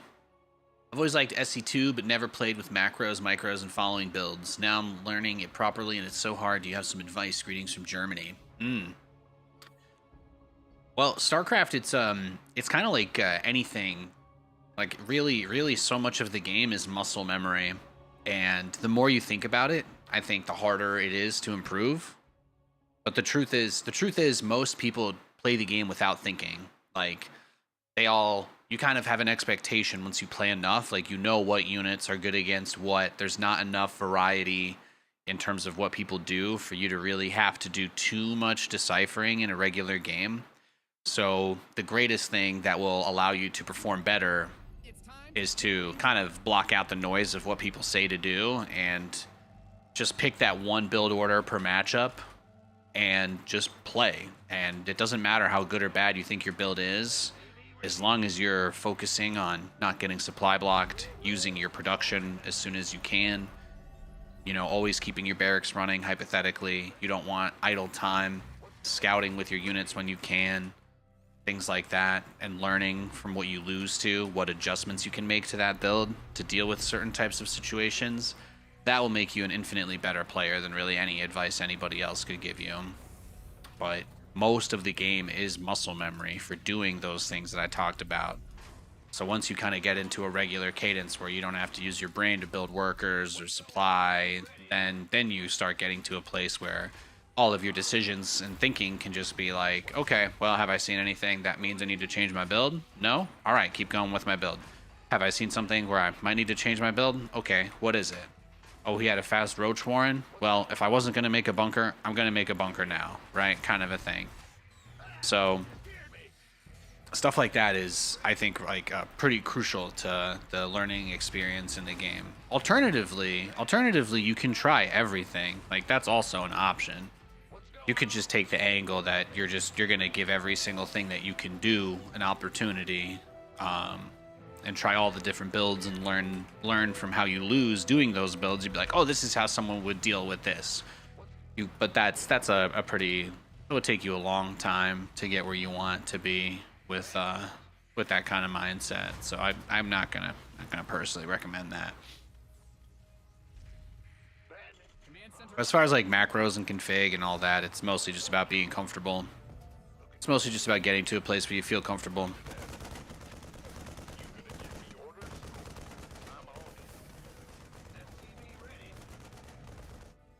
Shrimp money.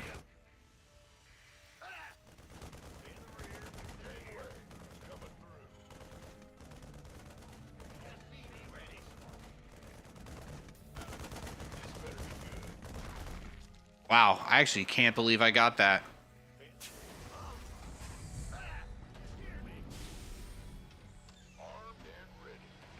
Rip. Yeah, well, that's what you get for stealing my gas. You want to play dirty? You want to play dirty, Majin Buu? You want to eat my friends instead of fighting me straight up? Well, I'm going to have to do what I have to do. Big job, huh? Who wants some? SCV ready. Your command center's got some new toys. Scared me. But that's the beauty of this situation is I don't actually have to, I don't have to worry about him stealing my gas. Because I can just take the natural with how fast I do it. Can pretty much always get there on time.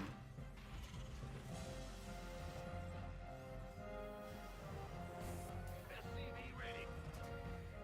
Your add-on is complete. SCV ready.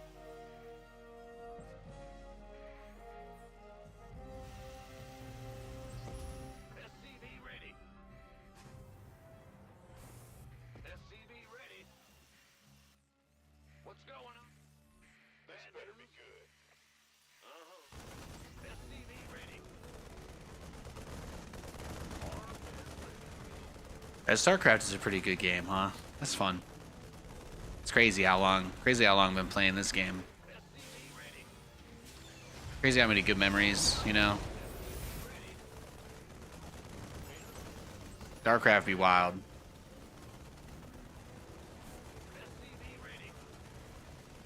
Add-on's finished. SCV ready. Big job, huh?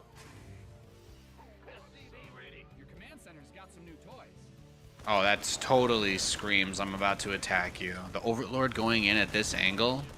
Are you kidding me? Either that or the Nidus just started in my base. Outstanding. What's going on?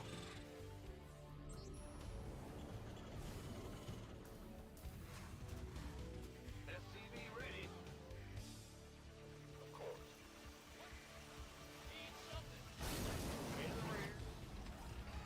Add-on done. I saw Nathanias at a grocery store in Los Angeles today. Oh, is this the Snickers story? The ha-ha story? That's a good one. Yo. That was one of Jeff's favorites.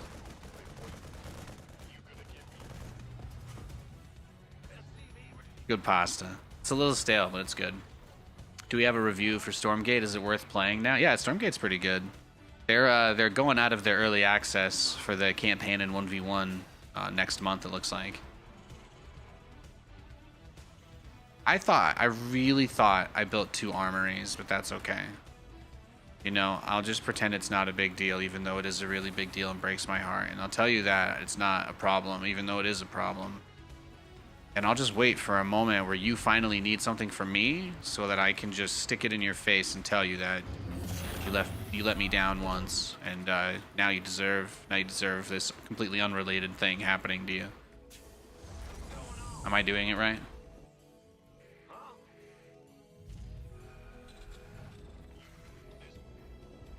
Damn, Shrimp Money got roaches? Damn, Shrimp Money.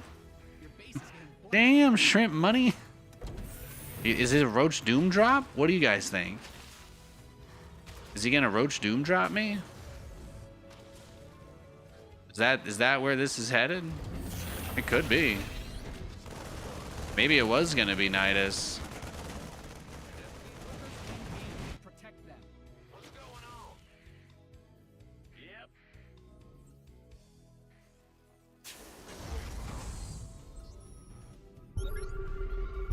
What do you got, Shrimply Pibbles? What's going on here? Infestation Pit. Oh, he's a psychopath. He's a psychopath. We're gonna get Roach all in. He's gonna Roach all in the crap out of us. I can absolutely feel it coming.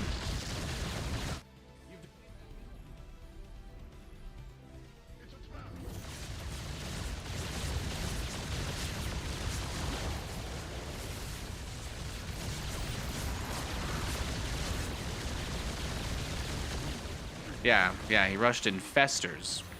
This is like that Sifa dude, that terrible Zerg player that would always go roaches into burrowed infestors every game.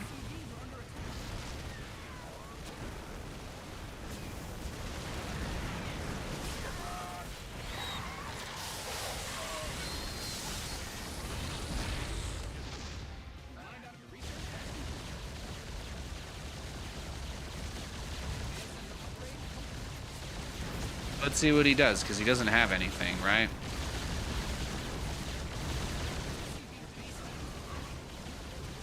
I recognize your user from watching stream yesterday. Oh, I'm sure. Yeah. Why are you being so defensive? I didn't even say anything. I don't know why he felt the need to defend himself. There was no accusation. Yeah, Stormgate's gotten pretty good. What they've done is they basically hired a new art director completely. So like the person in charge of the visual design of the game, they put a new person in charge. Obviously, they still have their original team for the most part, to the best of my understanding, but they tried to go for a more serious tone with like the Infernals. So people thought they were a little bit too cartoonish, devilly, and now it's like straight up based off of, I don't know. Have you ever seen Hellraiser? You know, like when they go through the door and they're in that world of torture and pain? That's kind of what they're like now. I mean, if you ask me, it's pretty hot. So they've given a glow up to the Infernals. They got rid of the Bobs as workers. They've got little robot guys now for the Terran guys. They're pretty cool. But they've made the game a lot more visceral in terms of the visuals, and they also got rid of those camps that were really uninspiring everywhere. So the 1v1 is really good. The 1v1 is much better than it's ever been. There's no more free unit at the start of the game. There's no more camps everywhere. You actually just play against the opponent, and like every couple of minutes a Stormgate appears on the map and you fight over it. And you don't even have to fight over it if you don't want to. You just get like you get like a unit or a buff basically. It can be big, it can influence games, but it's also like not really a huge deal either.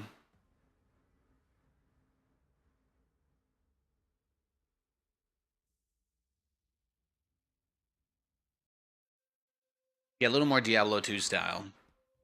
They replaced that barracks looking building, the Iron Vault. They replaced the model of it with like a straight up Lament configuration from Hellraiser. It is that cube, that like the one that, you know, you solve it and then it takes your blood, it opens a door and you get tortured forever. I mean, if you wanted to play as Infernals and wanted it to feel like actual like demons and stuff, that's where they've gone with it. So What's going on? So I think that they've made a lot of good moves. They're releasing the first campaign. They are officially releasing the first campaign next month as well, I believe. That 0.6 patch is what it's called. I don't actually have any internal information. Nothing has been leaked to me, so this is just me going off of reading the announcements they've made. But it looks like next month they're going to be shipping the first campaign. So it's going to be the first Vanguard campaign. So that's going to be out of early access, and then the 1v1 will no longer be considered early access, which I think is a good move because the 1v1's in a great place. The 1v1 is in a great place, but the other stuff is going to be a part of their like in development features basically. So the game will leave early access. It will still have some parts that are in development, but the first campaign will be out. So that's going to be like their first official product to put out there. So Yeah.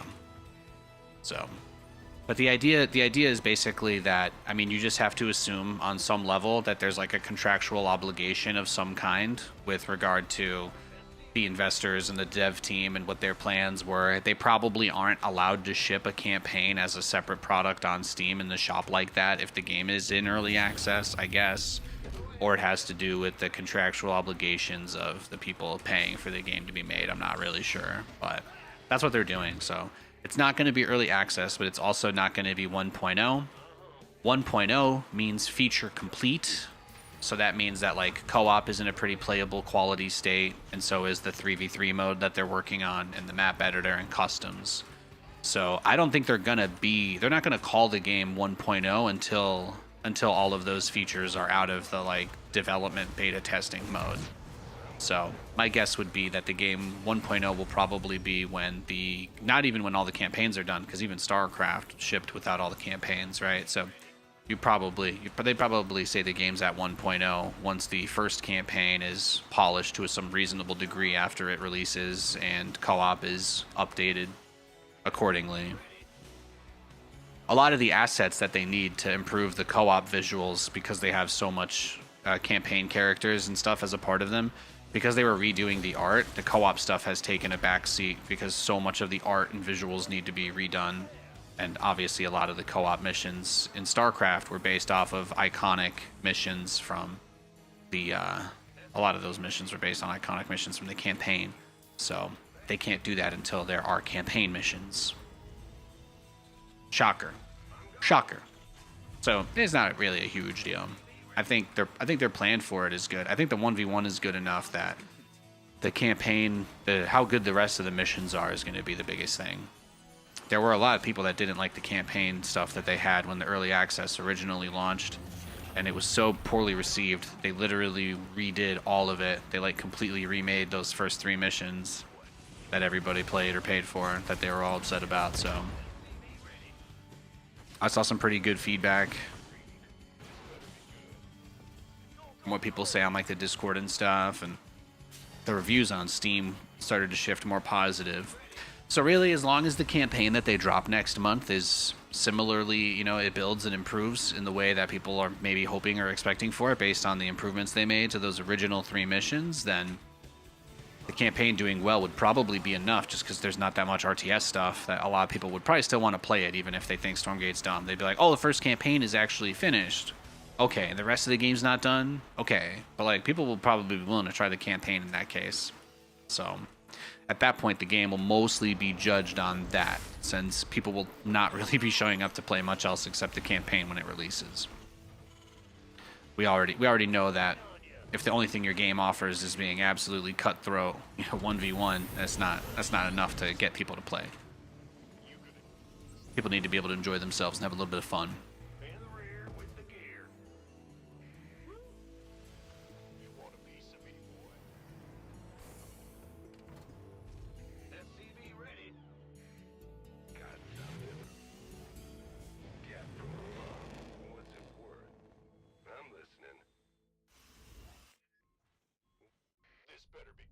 In the fleet.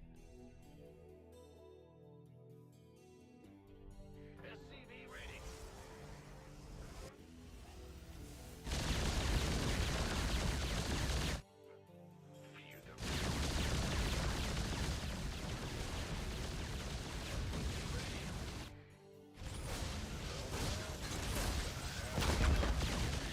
I tried to use the BC kind of as a little bit of bait while these guys were fighting, At least get one of his stalkers.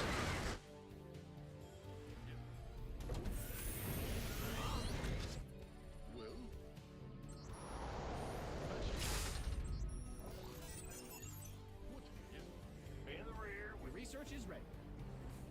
Oh, really?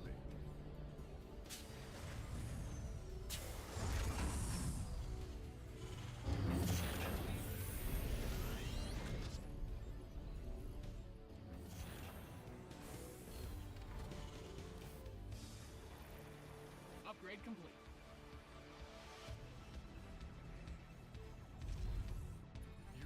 I'm trying to do something pretty crazy here. We'll just go straight into the mines and The mines and PF with the BCs doing the harass. I feel like that's the move. We'll just try and hold that. Do that thing where we take the quick bases, because I think that gives us the highest like EV move.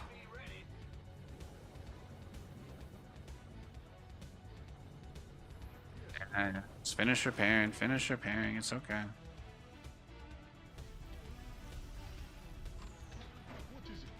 That one's gonna hit the front, this one's gonna hit the back. Start +2. Probably get Yamato.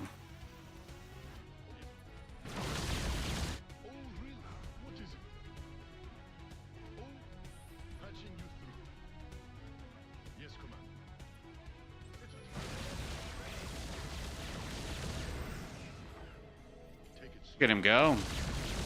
Let's get as many probes as you can.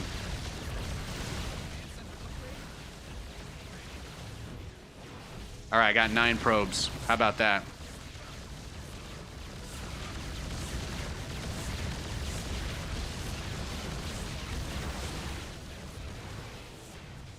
Okay, the cannon got that one. That's unfortunate, but we can play around that. It's actually not, it's not GG yet. yet. +2 is probably first here. We're really gonna take this seriously, I guess. In the rear with the gear.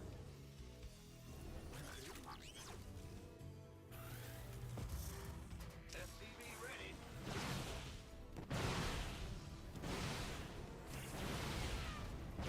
That mineral field. You mined out some of your minerals.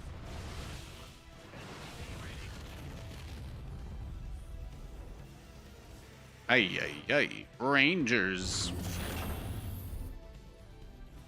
mined out a mineral field. SCV ready. What is it?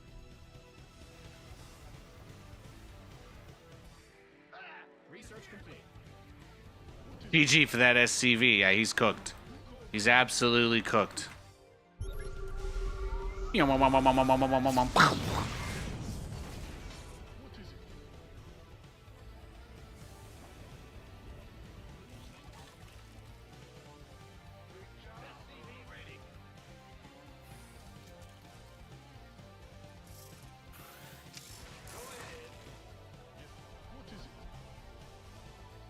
Try to see what he's got. What's going on? Kind of skirting the edge here just to make sure that I don't miss if he has like anything out on the map, basically. In the rear with You've depleted that mineral field. Some bad guys closing in on your army. SCV ready.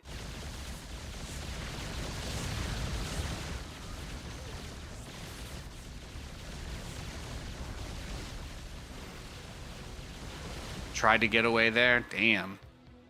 He's quick. He's quick on the draw.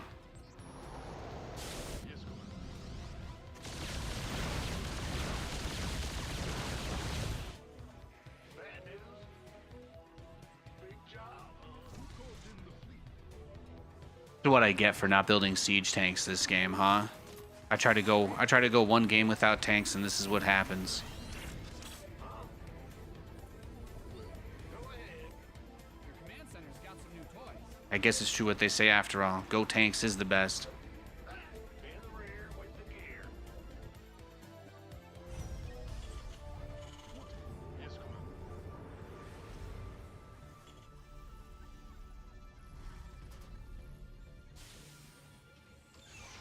SCV ready. Probably just get the second one here, right? That's got to be the move.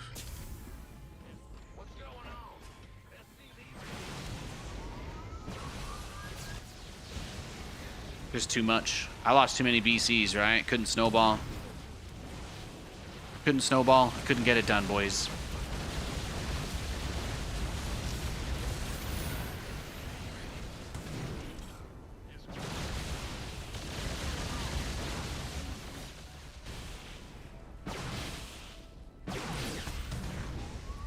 Upgrade complete.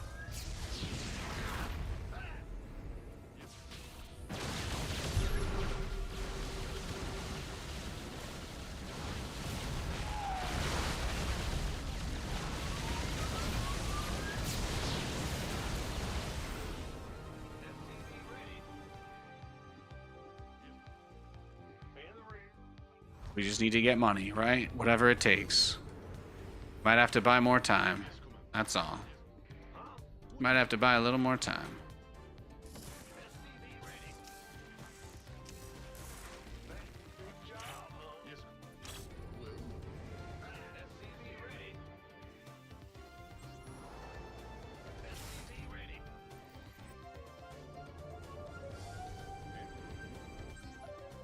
Create a little side base. Oh, that's the only way to play. That's the only way to play. You gotta take bases. You can't win the game without money. Remember that. You can't win the game without money. If the game goes poorly enough, every base you try to take becomes greedy. Unfortunately, that's the way it's gotta be. You gotta take risks. You can't win without taking risks.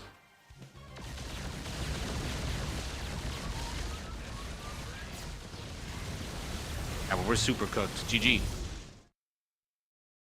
That guy was super ready for like everything we did. That's why I Cyclone rushed the Protoss players.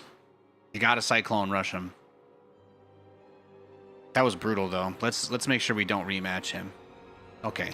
I think he's in the replay. I think we're safe. What do you think of Bio Tank Terran? I think it used to be a lot better. Like, you have to keep in mind, Marines are one of the only units in the game that have never actually been buffed. So I found that the more patches and more changes were made to StarCraft, the less fun it was to use Marines and stuff like that. So they just added a lot of stuff to counter it because of how popular it was. So I found that eventually it became like so difficult that it wasn't really enjoyable anymore, you know? There's too many things you have to account for, and like almost every main army that people build nowadays like pretty easily deals with Marines. So unless you have crazy micro that most people don't have. So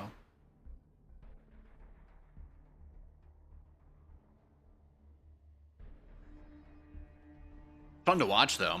It's fun to watch like a top level Korean player play Bio. But Bio has only ever been balanced around top players, whereas Mech is more balanced around the general player population, which is, you know, it's like they say, most people are a lot closer to being the guy begging for money on the side of the road than they are to a billionaire. They won't tell themselves that, but that's just reality.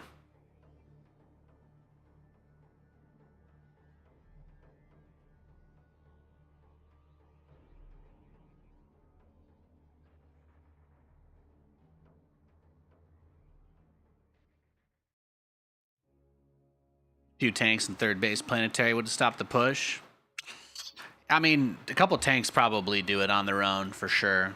I tried to go specifically without tanks that game, and you can kind of see what happens. I usually do build tanks versus Protoss, but I wanted to go Battlecruiser Widowmine that game, so I don't want to do the exact same thing every game myself either. It's the challenge. SCV ready. What's going on? Bad news?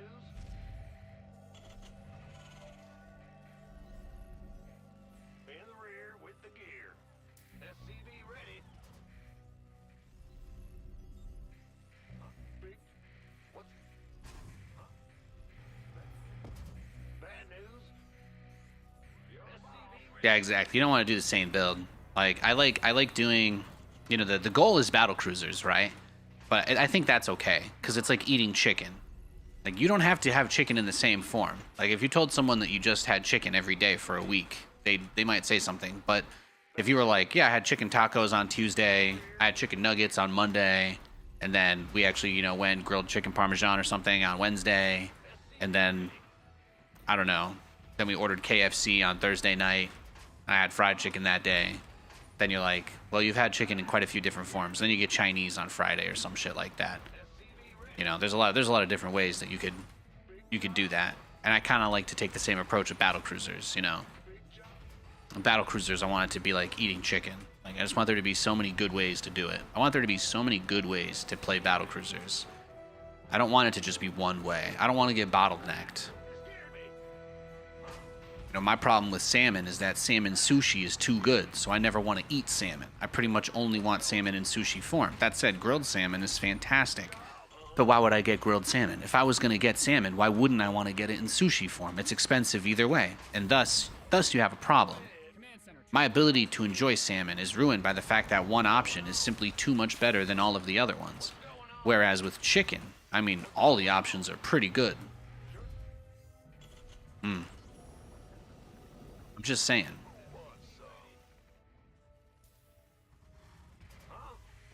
Like, it's pretty easy to eat chicken every day of the week without having the same thing twice.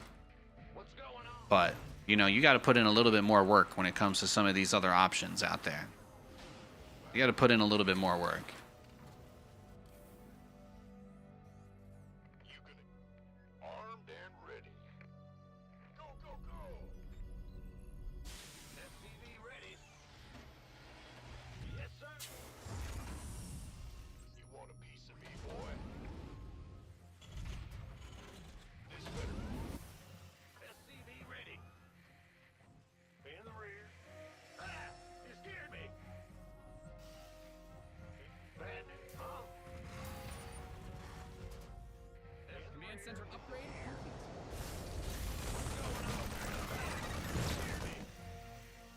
Sure thing. SCV ready. Takes any type of sauce well. Hell yeah.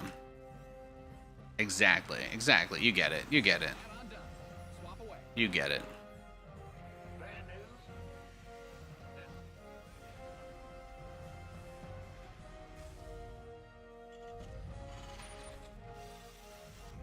It's better when the lights are out. SCV ready. Yep. Huh? Someone nerf sushi. That's what I'm talking about, Jeremy Renner. That's what I'm talking about. SCV ready. Nerf the swoosh. Nerf the swoosh. So good. I need enough wasabi to clear my sinuses on every single bite, you know what I mean? Inject it into my veins. Give me the sushi. SCV ready. Go, go, go. Yeah. Sure thing.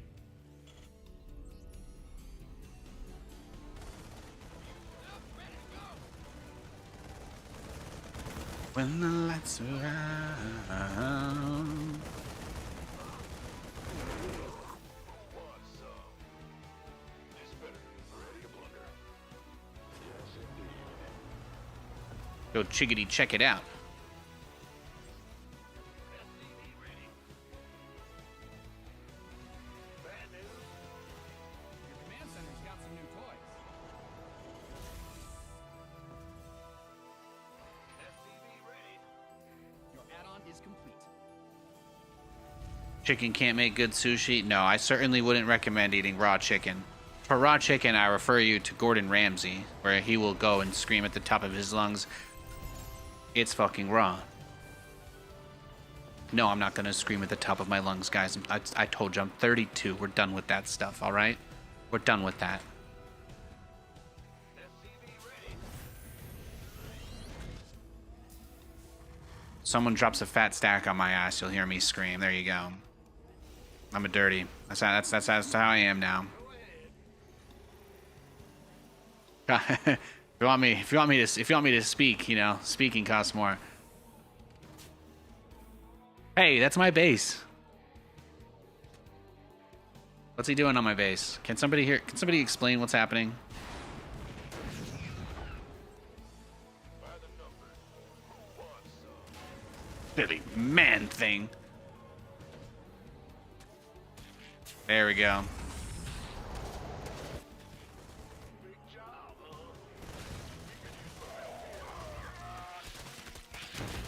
Oh.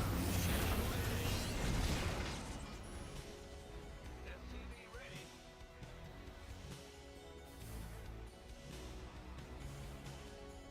Ready to target fire. I'm ready. I'm ready.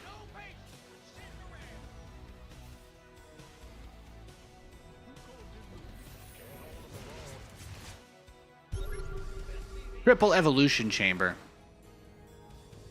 What a slut.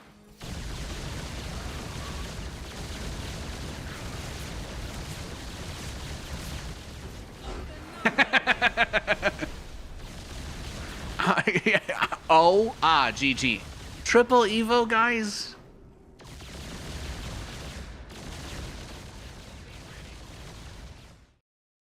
Triple Evolution Chamber? Are we sure?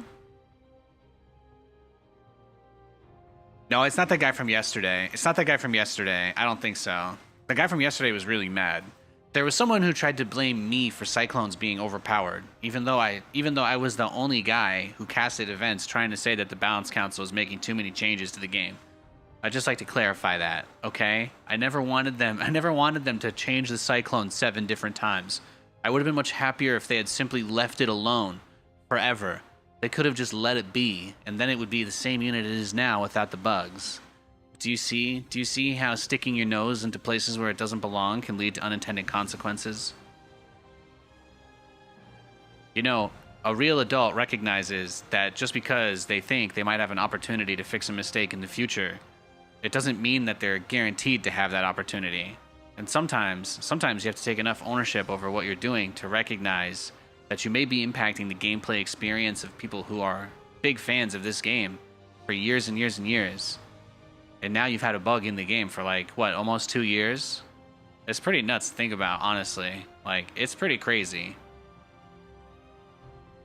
And the only argument for it happening was, don't be negative. Which is like, well, now we've got a broken game forever, so I'm going to enjoy my better Cyclones, because I'm one of the only people who asked them not to do it. All right? I'm gonna eat my cake. I didn't order it, but I'm sure as hell going to eat it. I'll be right back.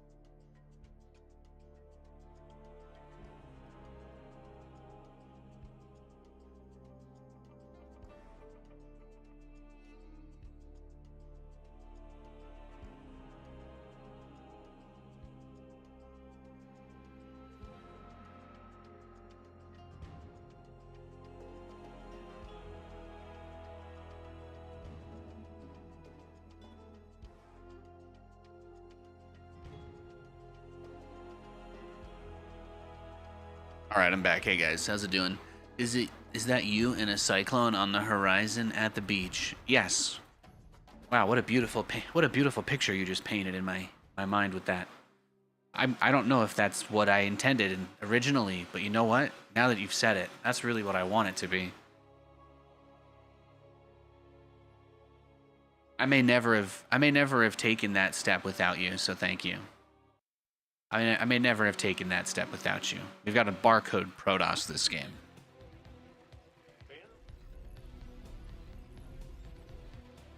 EL. HF.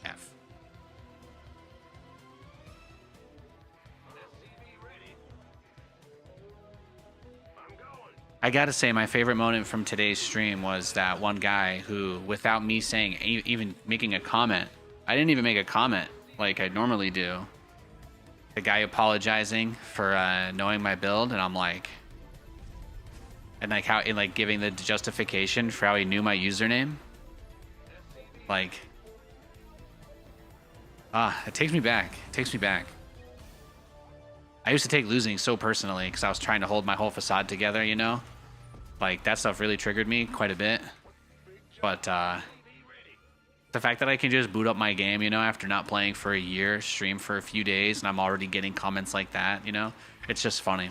People really are terrified of me, aren't they?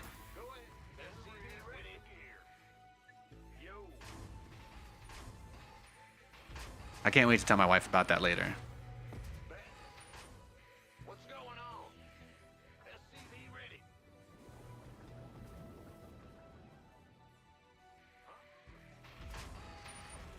We got to make sure to get the cyclones this time. They're terrified because of the bugged cyclone. Well, that game I went BCs though. That game I went BCs, so I would say I'm probably more known for battle cruisers than anything else.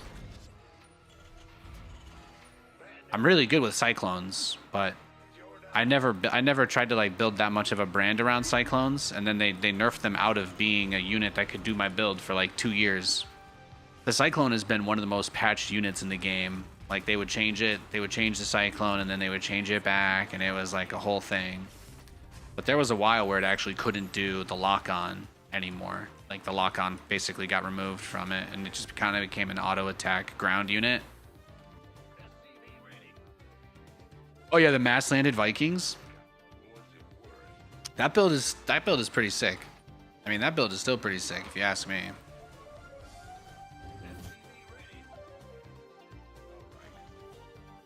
What's going on? What's it worth? On the way. SCV ready. Add-ons finished.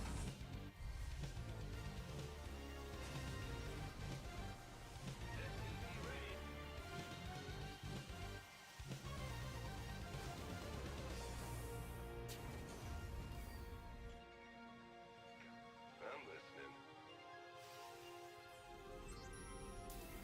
SCV ready. Oh, he's ready for them there. Ay, ay, ay.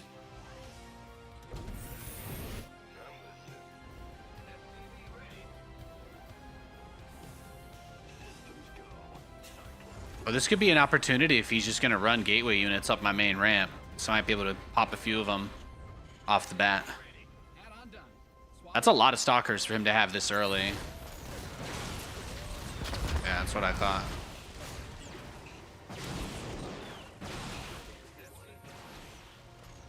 Well, my micro sucked, so I think we lose. GG. Didn't the original one lock on and its damage ramped up like crazy? No. The Cyclone, the original version of the Cyclone is actually the one that's in the game right now. So if you know what the Cyclone is right now, that's how it was originally in StarCraft Legacy of the Void, which came out 10 years ago. I think he went 2-gate. Yeah.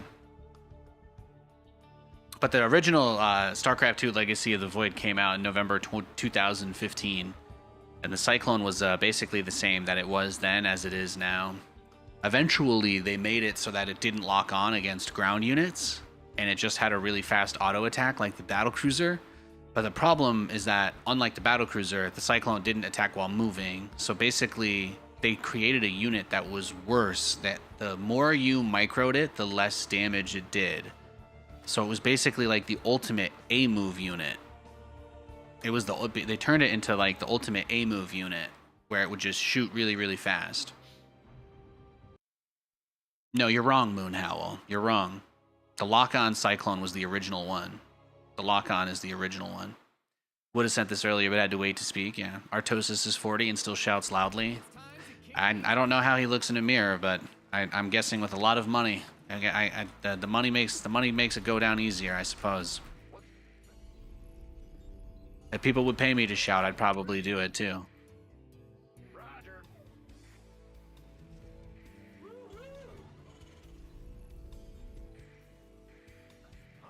What's SCV ready? Is the upgrade for lock-on damage worth it early? It mostly depends. It doubles the damage of the lock-on. So if you like the idea of having double damage, or it's like plus 50% damage, it's a lot. It's just a huge damage buff. If you think that that could be useful, then yeah, I'd say it's worth it. If you're making multiple Cyclones, it can be really, really strong. If you're only making like one cyclone, it can still turn. It can make it like in a situation where you would need 2 or 3 cyclones. Getting the upgrade, you might only need 1. So like 1 cyclone with mag field versus 3 cyclones, you save 100 gas kind of thing. I don't know. Mag field costs 100 gas, so the upgrade is only a little bit cheaper than getting another cyclone outright. But the question then becomes whether you want to spend your tech lab factory time building cyclones or building other units. Because the cyclone itself doesn't actually really do anything.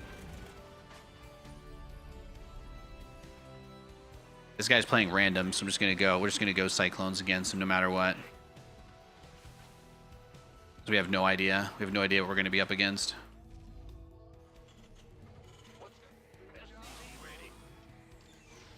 It's a long time ago. Memory is a bit mixed up. Yeah, that's you just trust me. All right, I got you. I have no reason to lie to you. Okay, if you need to feel conspiratorial about my comments, just ask yourself. Why would Nathan lie about the Cyclone when it's his favorite unit that he clearly builds all the time? You know? I love the Cyclone. I build it all the time. Command center upgrade complete. But I've been doing the Cyclone Rush since Ulrina. Yeah, the Tornado Blaster version was actually the first rework, and then they undid it, and then they turned it into...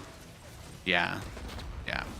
It was like Tornado Blaster for almost 2 years, I think. It's a Tornado Blaster. Is what they called it.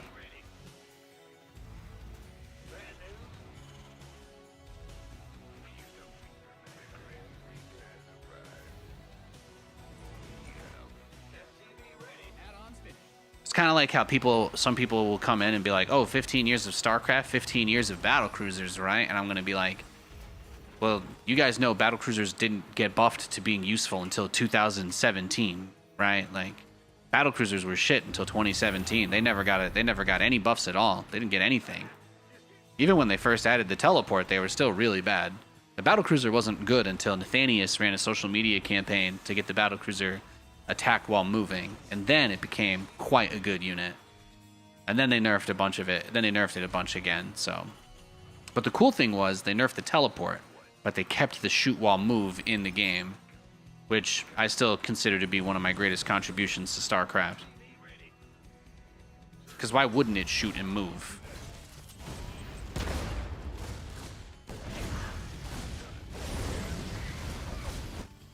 That's what all the ones in the cutscenes did anyway. That was you? Yeah, man. Every time I got into a conversation, I said, what if the battlecruiser could battle while cruising? I just kept saying that over and over again, and eventually they gave in. They said, fuck it, let's test it. And then guess what? It turned out to be extremely popular and everyone loved it.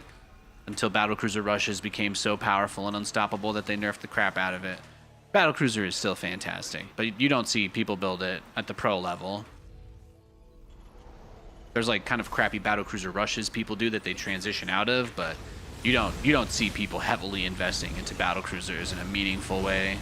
Not these days. It's not a thing anymore. Me trying to get my expansion up while taking my my guy here, my little wall, building a little clone, get a little cyclone action. We might be in some trouble here.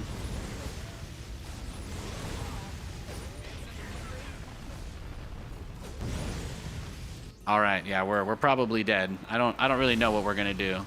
We gotta like spread all our SCVs against the Hellions, right?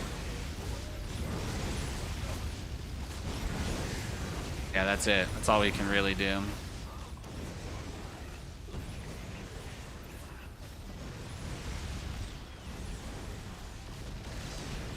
I mean, I do have 3 command centers, so let's not get it twisted. We actually do have money. We just put ourselves in a pretty horrible spot. So we'll see. We'll see what happens now. I'll just try to get out another battlecruiser and pray that fixes all of our problems. How about that? Carriers and broodlords could attack while moving, but not BCs. Yeah, battlecruisers were just really, really bad, and they never got built. They never, ever got built. There was like that one match with MVP versus Squirtle, but there are actually no other memorable BC matches that ever get brought up. If you want to know battlecruiser lore / history, you have to ask Nathanias or a former Nathanias fan. But we were all driven out of the space years ago.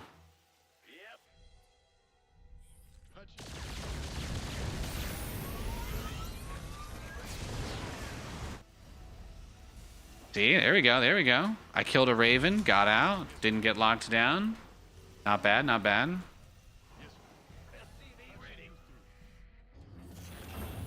I guess that one can stay. We'll move this one down.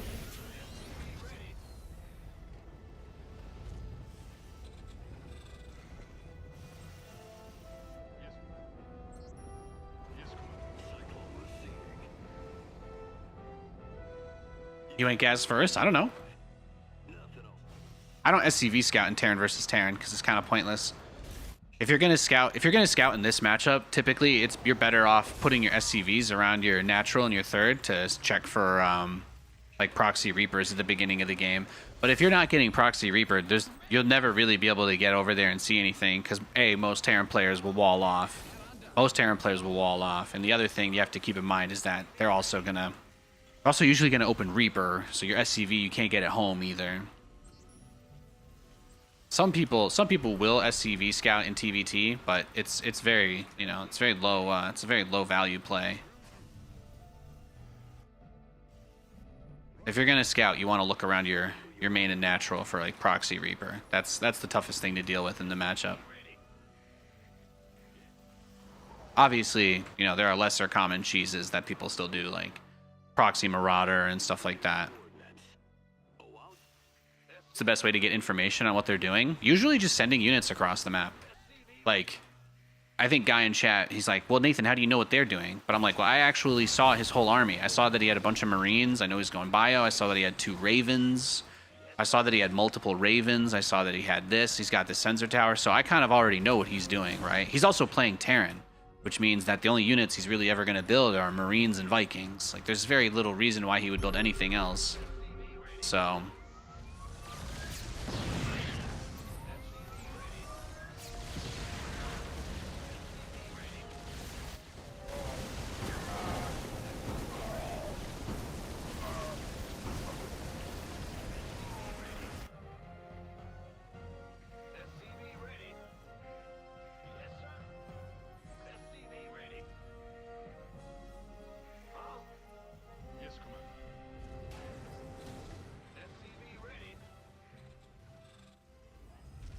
But you see that? Not so bad. Not so bad.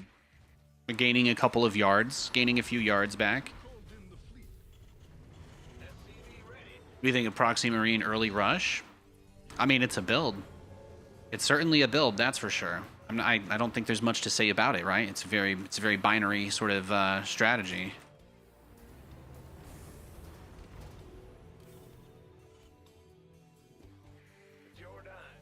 That's one of those strategies that people say they practice in case they ever go pro, even though there's like a -% chance of that happening for most people, and they just run around justifying one basing every game. I think that's about it. That build mostly exists for trying to project your emotional pain onto other people.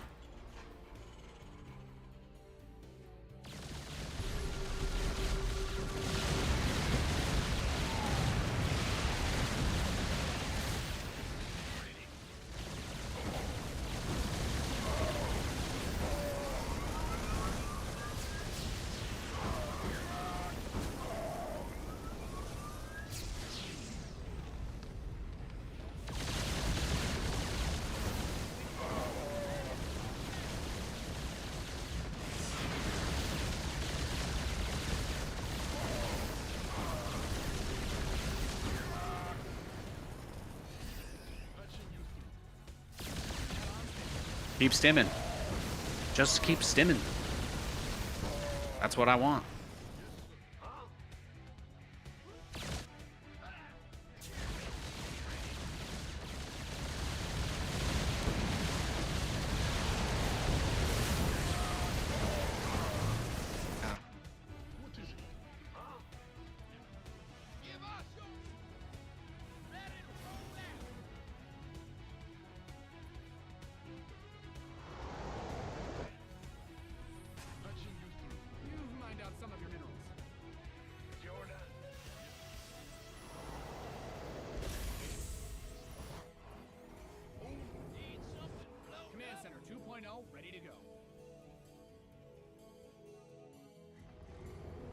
Got to get out as many battle cruisers as possible. Keep pushing the envelope here. Give them what for, etc., etc.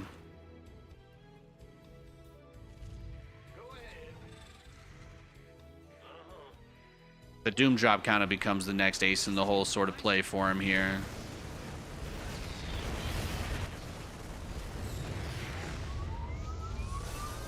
Yamato the tanks. Sadly, they're not off. They're not all off the cooldown.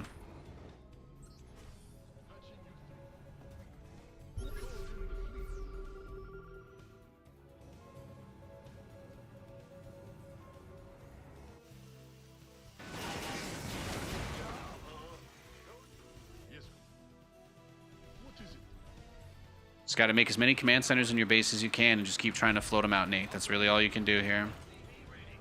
That's all you can do now.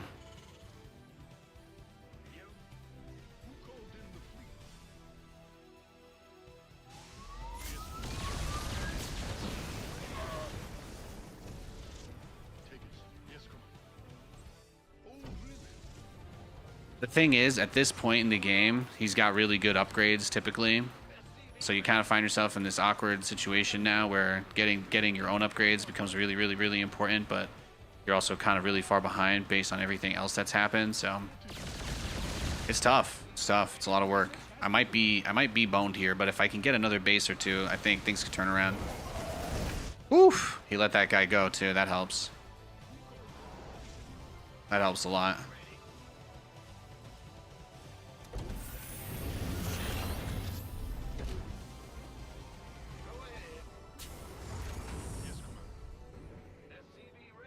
It's like maxed out BCs beat anything, so it doesn't really matter how I get there. I just have to get there, you know?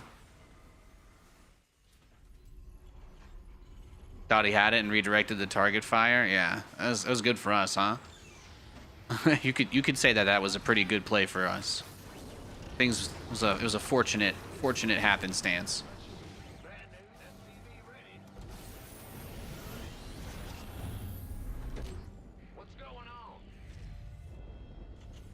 Where is my eBay? Your command center's got some new toys.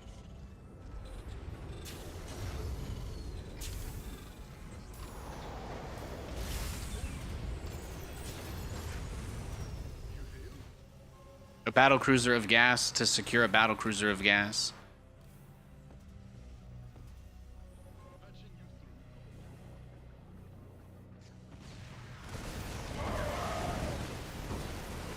Damn. Well, he just jumped it out of nowhere.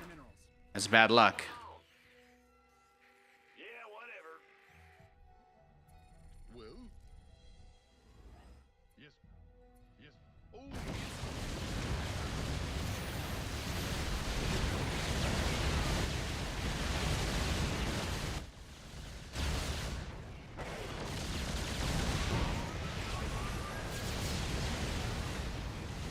Upgrade complete. He didn't kill the low health one. That's good. Upgrade ready. Moist.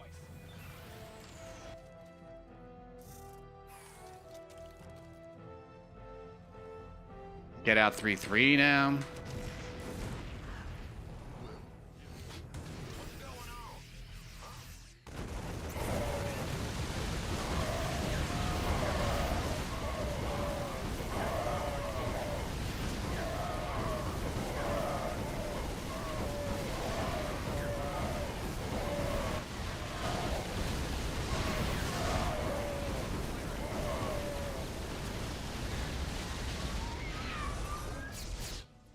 And that's why we've got 700 command centers we just keep building over and over. That's all. We don't take a break here. We don't take breaks here, boys. No, no, no, no, no. Keep it moving. Keep it moving. Keep it grooving.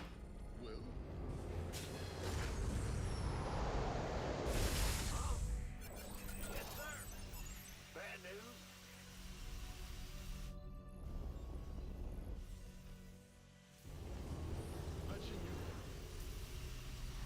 You've depleted that mineral field. What happens when you have so many command centers that it's arguably not centralized anymore? Yeah, I mean, that's a good question, I suppose. I haven't thought about that one too much. I haven't thought about that one too much.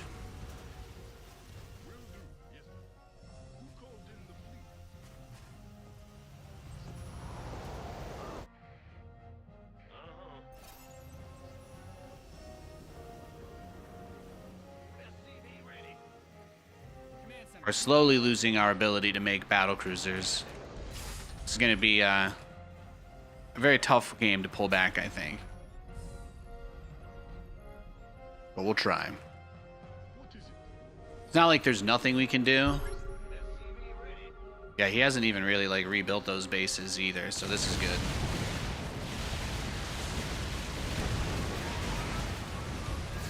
Yeah, just take the base. Send the weak ones back, right?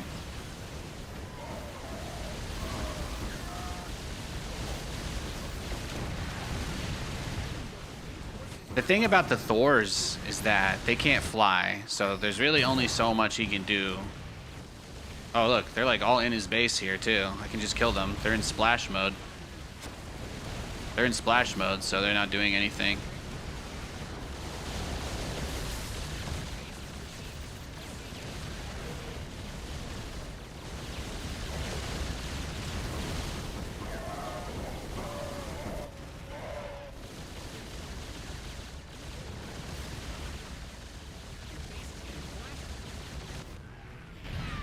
He's coming for me, man.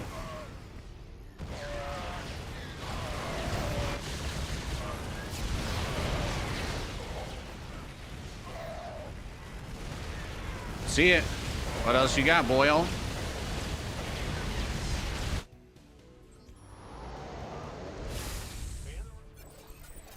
Your forces are under attack.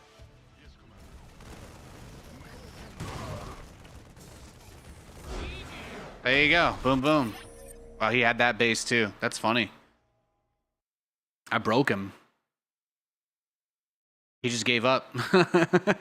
Look at the supply, look at the resources, look at the income, and he just completely gave up.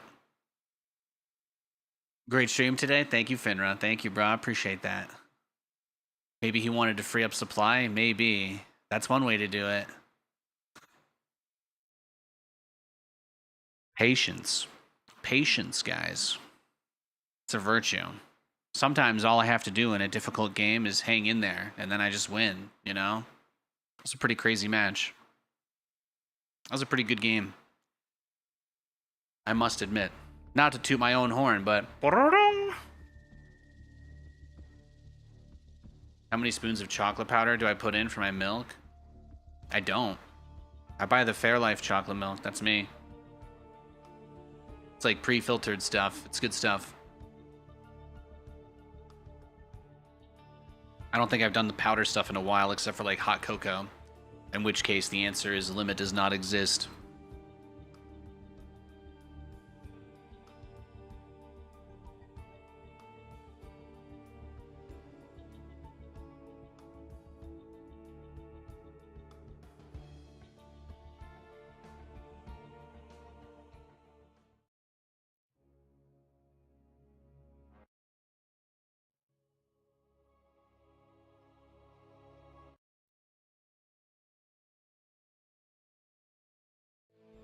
That was Dad Boss. Homemade hot chocolate is pretty amazing and easy. Highly recommend. Yeah, it's tough to grow cocoa plants in our space, but I mean, if I could, I'd probably go to prison forever, right? Well, butter my biscuit.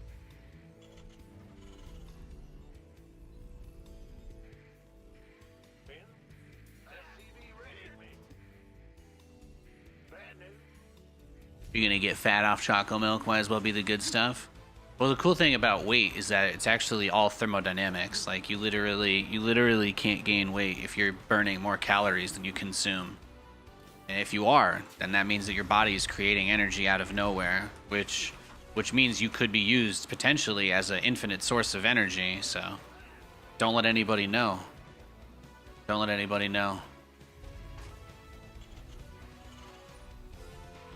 The whole reason I love that Fairlife stuff is because they take all the sugar out of it. can't stand sweet stuff. The only sweets I like are, you know, sometimes I'll get some gummy worms, some sour gummy worms when I really want to feel like my head's exploding. But other than that, I think the sweetest I go for is like ice cream. That's it. If I want to eat 500 calories of baked goods, I'd rather it just be like a croissant, you know? You can have one bagel or 2 donuts, right? I'd rather have the one bagel than the 2 donuts. Although I like donuts. I just, you know, donuts are like a few times a year, maybe. It's just a lot of sugar for the morning. I'd much rather my sugar in the version of a bagel.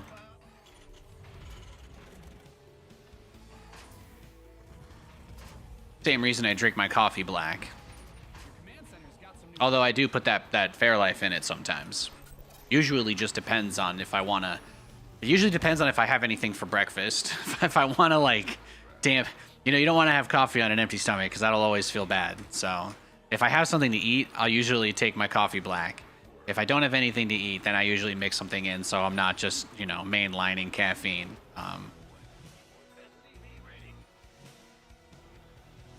I'm sure that does absolutely nothing for it, but at the very least, I can say that to myself. So, bagel is the worst thing you ever ate. Yeah, well, I mean, it depends. Like, if you're eating American bread, you don't really know what bread tastes like anyway. So, but if you've had like actual fresh, like good tier bakery bagels, then I mean, that is tough to beat, man. That is tough to beat. Going to local bakeries in my grandfather's neighborhood in Brooklyn growing up made me a lifelong bagel addict. And you're right, most bagels everywhere do suck. But if you go to a place that knows how to make good bagels, oh my god, it's hard to beat. It's hard to beat a quality bagel.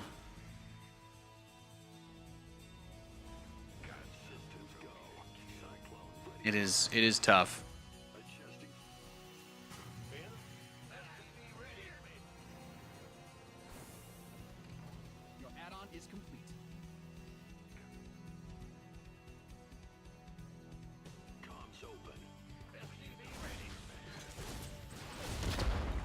Yeah, I mean, if you're like from the South and you're like used to baked goods being like biscuits and the only bagel you've ever had was like the shitty plastic wrapped ones at the grocery store.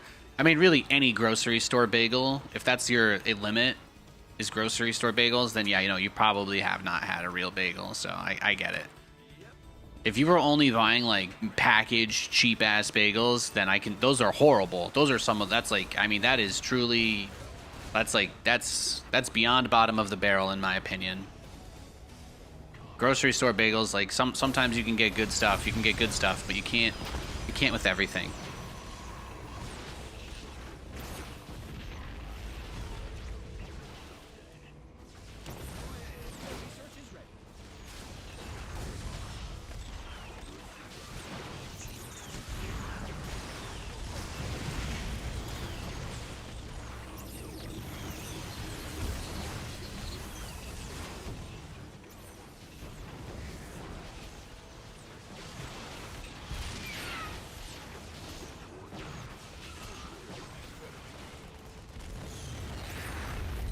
Oh, I turned off auto lock on my cyclones. Oof. By the numbers, boy. What's going? He's got blink. He made it to blink. But usually they do. I mean, we got him to build a bunch of shield batteries at least. This will be a tough hold, the follow-up here. But we'll give him an opportunity to throw the game back to us.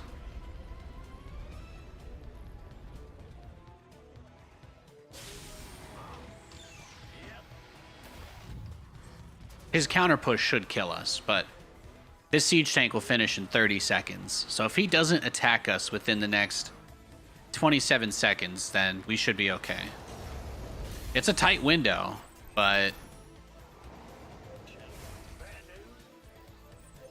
Do you imagine if everything just went according to plan all the time? That would be nice.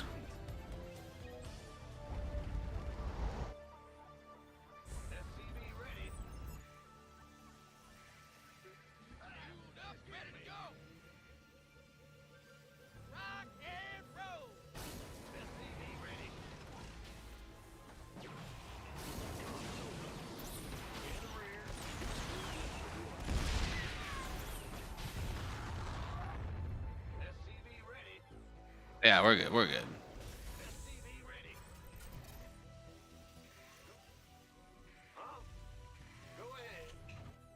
At least his third base was pretty heavily delayed by that. That's all I got. You ate a recommended bagel shop when you went to LA? Ah, I see. That makes sense.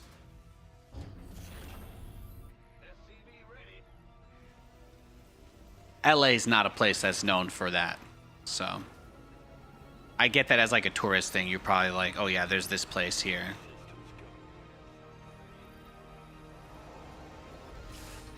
You know, best place for bagels in LA I went to was Noah's. Noah's in Burbank is good. They got some good shit over there. I can't say I was particularly interested in much else I tried from any random place. Templar Archives, Robos. Okay.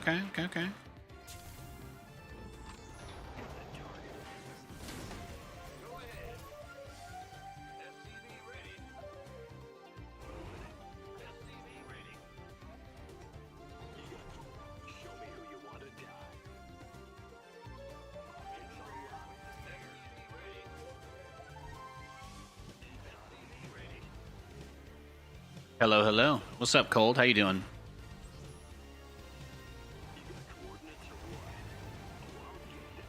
You making me hungry, guys? Well, just make sure if you decide to get a bagel that you don't go get the random little baked one from the grocery store, all right? Because those, again, you know, you're not gonna find yourself having a good time if that's where you place your faith. Well, he'll get the planetary here. We're making like 3 more command centers, so I feel pretty good about this. We did get all the stalkers at least.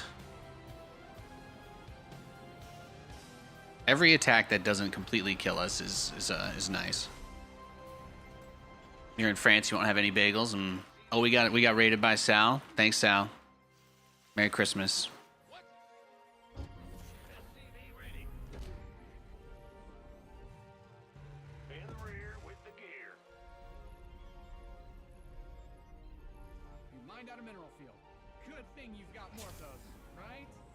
It's a shame we couldn't save the PF, but I felt like we had a pretty good setup there. But getting every stalker was also pretty sick too. Yeah, he's just coming back as soon as we go for it again, huh?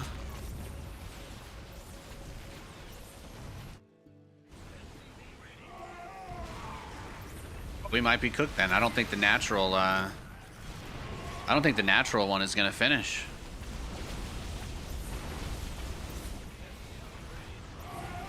I think we're toast. GG.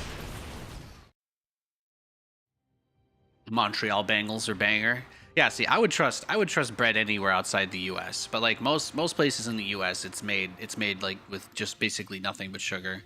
So if you want to get something good, you're looking for like a local family owned type place that has some recipe they've been carrying down for a few generations, you know.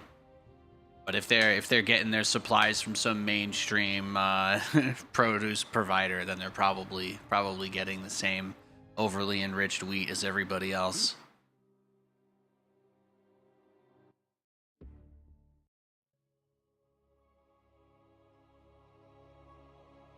Random hole in the wall bagel shop in New York City. Random hole in the wall bagel shop in Brooklyn. No diffs. Every bakery in the entire country.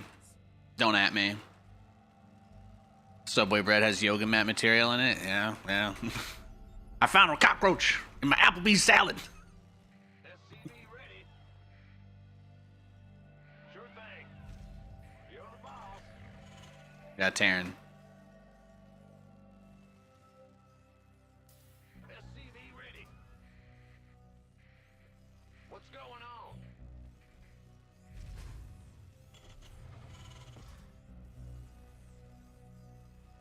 SCV ready.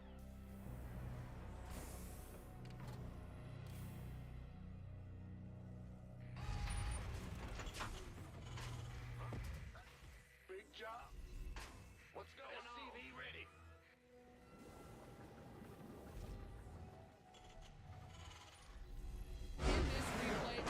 Damn.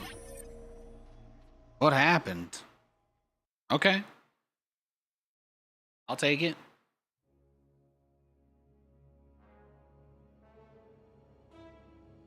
Yoga mat material. Are you powering up? You've got an aura? Yeah, thank you. Thank you. Looking good is like the only thing I'm good at, so I appreciate the riz up. Thank you. What would I do without you? What's going on?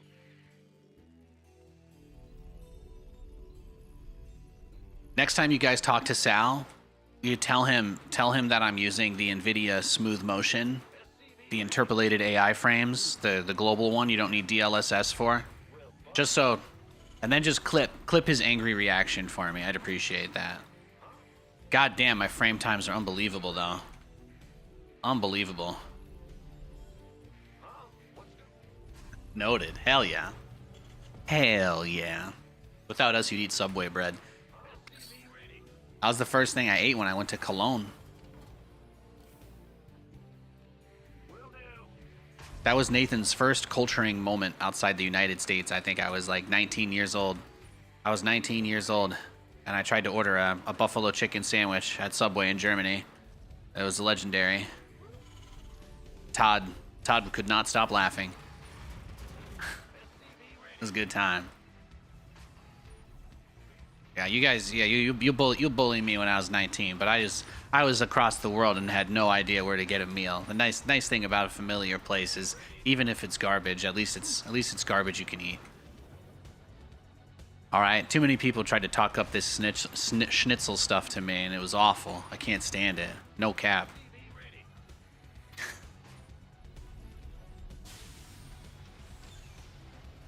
It was also like 2013 Subway, so they hadn't completely lost their game yet, you know. They hadn't completely lost their game yet.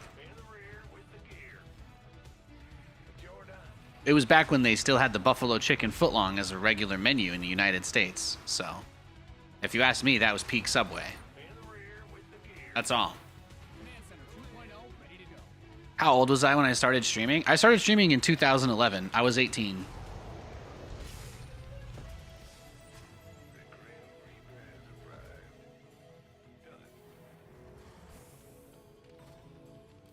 Do they still do the Subway cut? I haven't been to a Subway in years. They started offering Auntie Anne's pretzels at Subway. I guess they have some sort of frozen distribution hookup with them. But I've gotten one of those pretzels. It sucked. I got an Auntie Anne pretzel from a Subway because I wanted a pretzel, and I lived in the middle of nowhere, and the only thing around there was a Subway for the last few years. And a McDonald's. The only time we went to the Subway ever was to get one pretzel when they announced that promotion that they were doing, and that was it. So that was pretty bad, and I haven't been to Subway in years. It has been years. But if I was gonna go, I would always get the buffalo chicken footlong. You know, that's what I'm all about. That's the kind of man I am. Damn, I thought that Marine was a little bit lower health than it ended up being. He's playing pretty defensively. What do you do apart from streaming? Well, I've worked an extensive career in live broadcasting and event production and event organization. Lots of like project management, team coordinating type stuff. So I'm currently looking to get into another role where I can do that type of work. Whether it's as a person in front of a camera or behind a camera, kind of indifferent to, but that's where the majority of my experience has been over the years. So I haven't been streaming that much. In the last year, I was working as a IT consultant for a process outsourcing company. I was built some automations. I used AI tools to build some highly secure automations that would pass pass audit. It's quite nice. I did stuff like that, but that came to an end. So now I'm just looking for whatever is going to happen next, more or less. If you have any feedback or contributions there, again, you just search Nathan Fabricant on LinkedIn, so I get the engagement there. Talking about real life stuff on Twitch is generally not what my audience is here for, but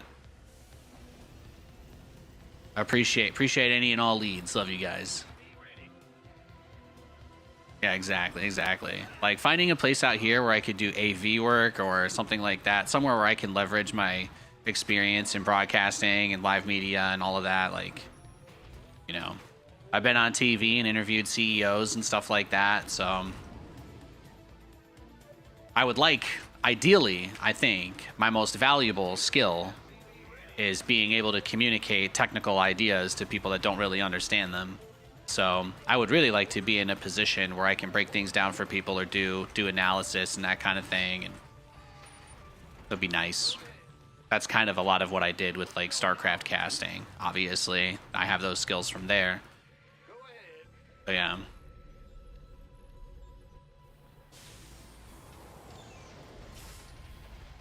I don't think trying to this is why I always say, if you guys want to, if you have your suggestions, you know, we don't do that here. If it was as easy as taking advice from Twitch chat, you know, I think I would. But yeah. Do my outspoken political views mix with that? Do you have an example? What is that? What are you talking about? Maynard was looking for help with his streaming setup. Yeah. I love Manny. He's a good guy. He's a good guy.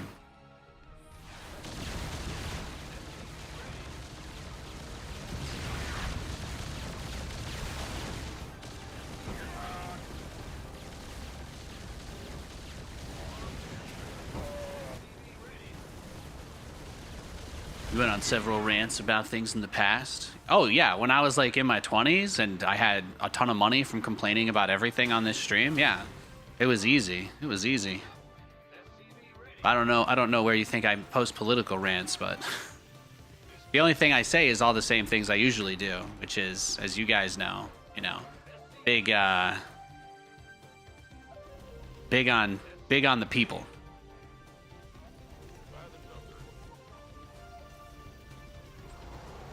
Could try for a news network that aligns with your views. I think all the news networks are owned by the rich, so I don't think I would really work with any of them. We got a funny guy in chat.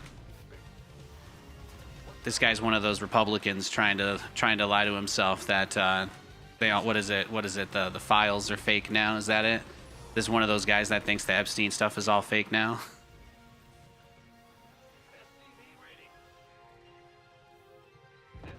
Release the files, Jay Galt. Release the files.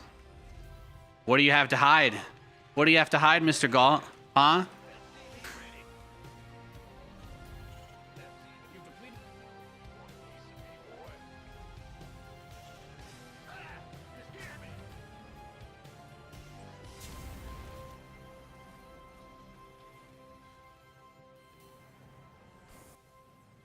Yeah, exactly.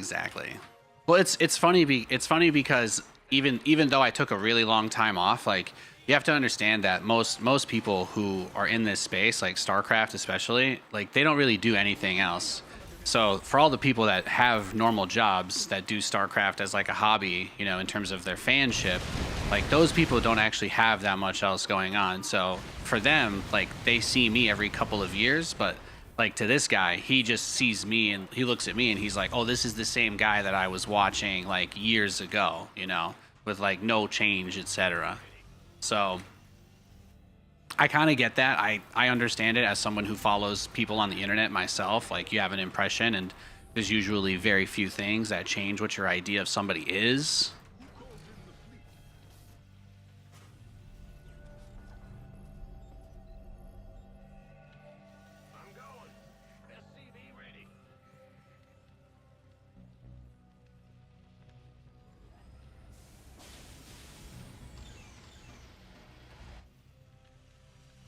Upgrade ready. Noise. But yeah, you know, if I can't get a job because of that very diametrically opposing opinion of believing that those people who are the people responsible should be held accountable for their actions, you know, if that's a deal breaker, then probably not the place I want to be honest. Ever notice how bagel sellers happily release their client lists? You know, bagels are great, man. If I was running a really nice bagel shop, I would want as many people to you know, buy my bagels as possible. I fucking love bagels.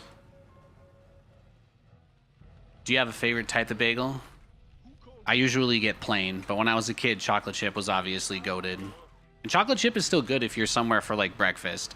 Like if you want specifically a bagel for breakfast, like that's where I think that's where you can start to get higher EV play. So I don't think we can do too much anymore. This is one of the ways that people used to try to counter my style. But basically, he's going to turtle even harder than I am. And his goal is going to be to just max out and push me and kill me with one big attack. So every time I attack into him, he'll be able to trade out like a BC or two like he just did. So the only thing that I can do is give in to the scenario that we are now both basically gentlemen's handshaking on, which is that nothing is going to happen for the rest of this game. Nothing is really going to happen, so... He's going to run around, try to poke down my expansions, keep me from taking bases maybe, but... He might push now because he just killed that BC. But that's his plan. He's just going to be real chill. He's going to be really slow. So this will be an opportunity for him to possibly throw the game back to us. But we're definitely not in a good spot. If we had snowballed those first two cruisers, I think we would have... I think right now we could have, what, 6? Which would be enough to one-shot a base. So that's really it. We have to try and one-shot a base without getting in range of his Vikings. But he's just building sensor turrets, you know, sensor towers and missile turrets, so it's going to be very difficult for us to get around him. Welcome back, even if it's for a short time. Hell yeah. Hell yeah. Like, people kind of project what they want to see on some things when they look at them, but it's important to keep a cool head about things, you know what I mean? Especially you get into a situation like this, like you feel like you want to go out, you want to harass, you want to poke, you want to push, but that's all he's counting on right now. So I just have to be as patient as possible. I just have to be super patient, and he's just going to do the same thing as me. But the difference is he has a lot of Vikings, and Vikings are not actually good in an infinitely long game. Like Vikings are not the unit that's going to get him where he wants to be in terms of the outcome. So unless he gets that big push, like that timing at the right moment. But if I max out on battle cruisers, then he is not going to win the game. So Upgrade complete. planning everything bagels, nice, nice.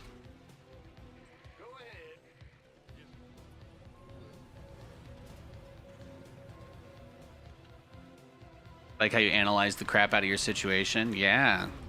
Well, the first thing I tried to do was do what I would normally do, right? And he's more or less built everything that he's doing in this game around stopping me from just doing my thing.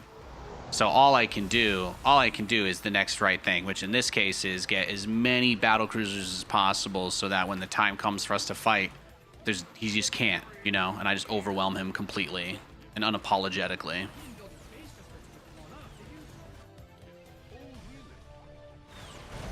That's about it.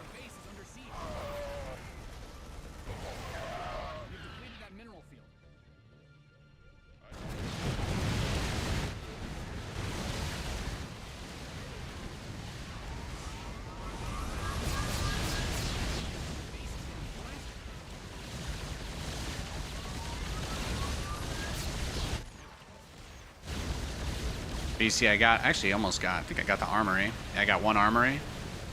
Got both armories. Starports are over here. Can get some work done here too.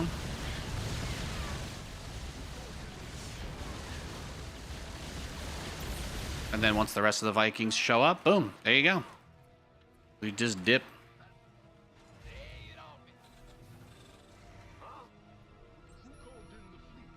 But yeah, you can kind of see this is kind of what I mean when I say, like, if you get enough battle cruisers,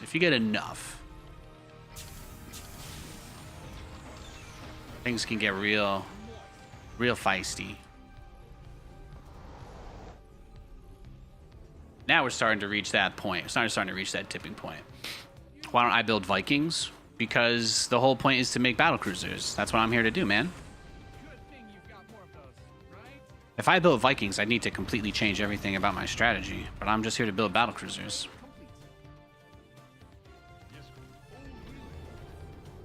All we need are BCs.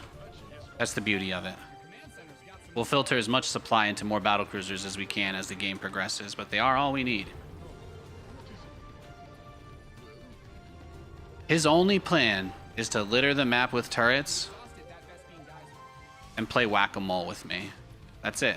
He's gonna play a game with me.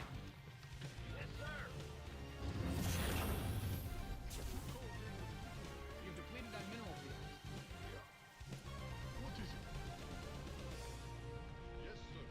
Plus, I shut his armories down, so he's definitely hindered in some way as far as the upgrades are concerned. What's your go-to TVP to have fun? I just like Cyclones against Protoss. Protoss is like the toughest matchup because they just do the same thing every game now, and it's really, really hard to play against. Like the mass blink stalker stuff is, I think, always going to be really hard to play against. So.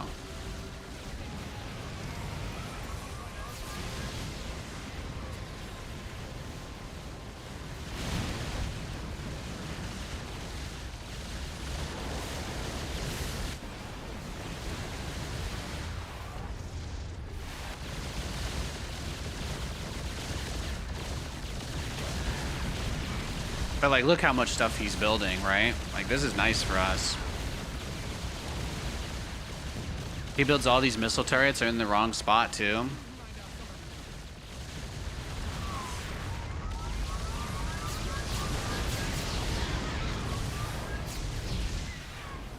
Boom. Yeah, see, all he has are Vikings. He can't make anything else, so. We hear you.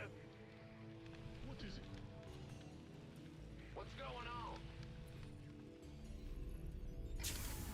Ah, you scared me. Ben? Huh? You hail? Bandit? Yes, Commander. Battlecruisers are good, man. Who called in the fleet? Yeah, mech in general is not really that good versus Protoss. I don't think most people would recommend it.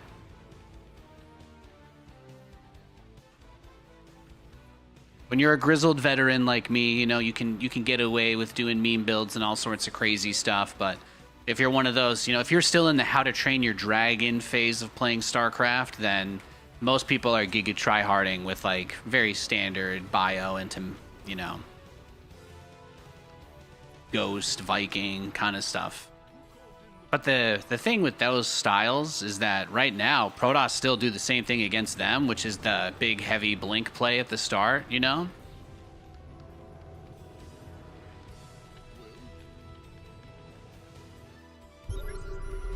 Look at this setup. I love it. I absolutely love it.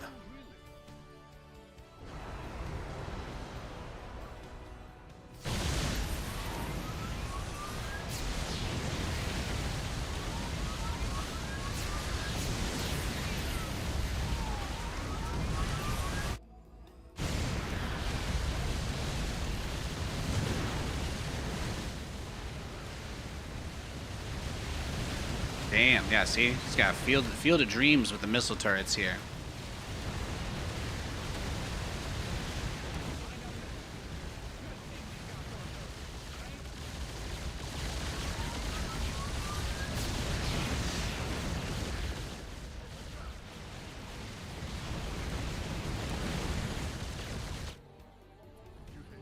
It's a trap.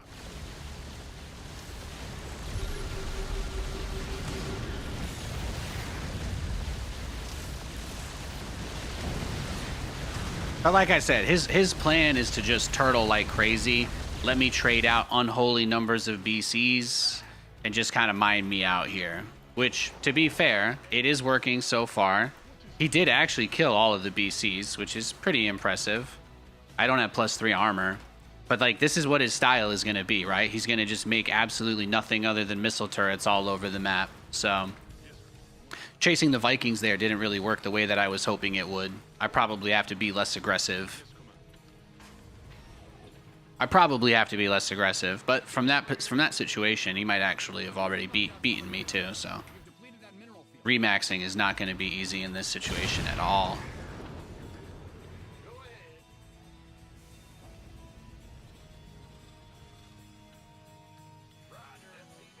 Got a lot of stuff.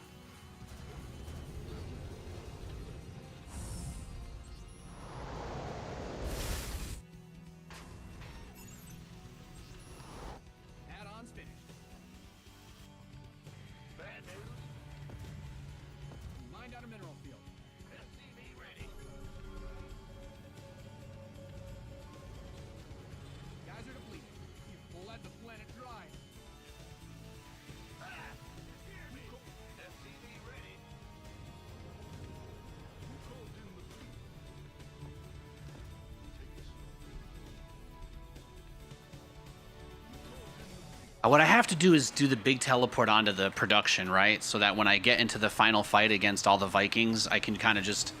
I need to be able to make it so that I'm building BCs and he's not replenishing the Viking count. That's what this game is going to hinge on if I want to pull it out somehow.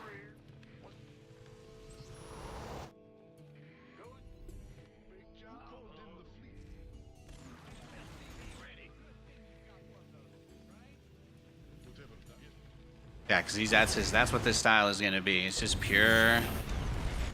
Well, he's going into Cyclones now. That's nice.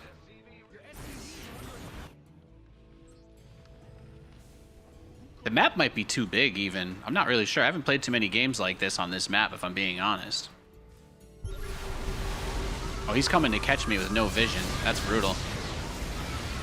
He definitely didn't see me there, so I feel like that's kind of a bad sign. I feel like that's a bad sign. He caught my guys there. He might have had the Vikings on patrol, though. But I think we're fucked. I think we're super dead. We did get to max out, so all we can kind of do is just crawl. I think we've got maybe enough gas for like 3 more. Actually, this middle base actually doesn't kick us out yet. What we're gonna have to do is get even more. Yeah, we still have 65 SCVs, and I think that might be the problem. Will it be possible to get enough to pull this off? We'll see. Honey Badger heard me say that if I max out on pure BC, I can't lose. And he took that personally.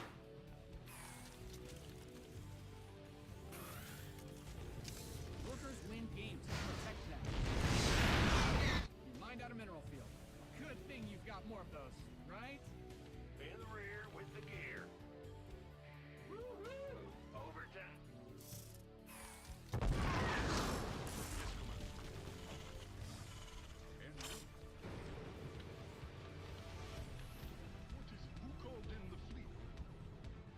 Yo. You've mined out some of your minerals.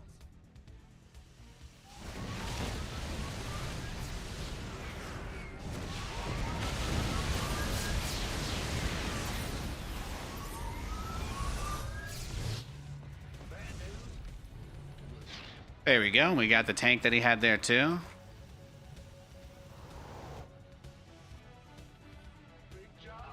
We're gonna need to get rid of more SCVs though, Nate. Your SCVs are under attack. Oh, this is the heal zone, isn't it? Is that the Zelnaga healing shrine? I forgot about those too.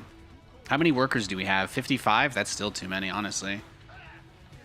Probably gonna send some more. We're not gonna need minerals for the rest of this game. I have a feeling minerals won't be what do us in. Got a strange feeling. You gotta use them in a straight up fight. I'm trying to get that straight up fight for the battle cruisers. Like I said, this guy, he's gonna actually try to be more patient than me. That's how he's trying to win this. His goal is to force a situation where I have to fight him over all of those turrets and like mines and stuff. That's it. That's like his whole mission here. In the rear with the gear. Your command center's got some new toys. You've mined out some of your minerals.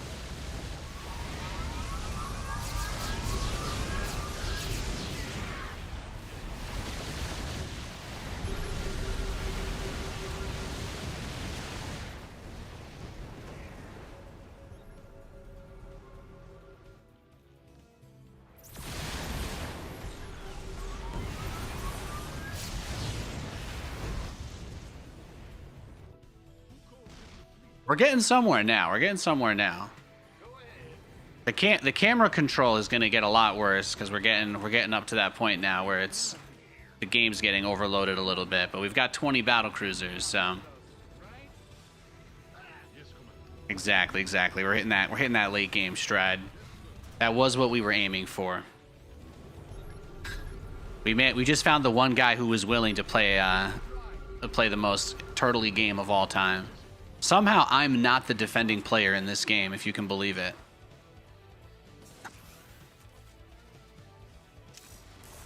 Somehow I am not the player that is turtling here.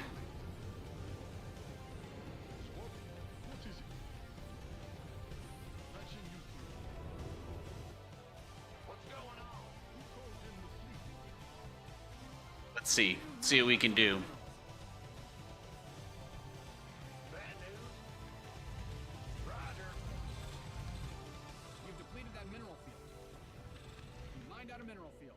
Good thing you've got more of those, right? Some bad guys. There he is.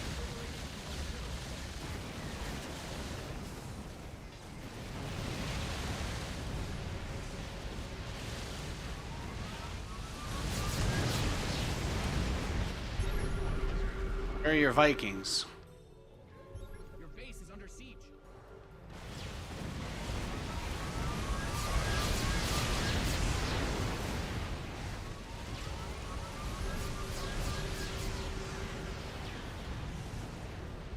Yes, Commander. What's going on? Go ahead. Let's see. We play for the money. We play for the money. Well, Butter. Oh, I guess I can take this middle base here, huh? In the rear with the... There's a gas on each side. That's nice.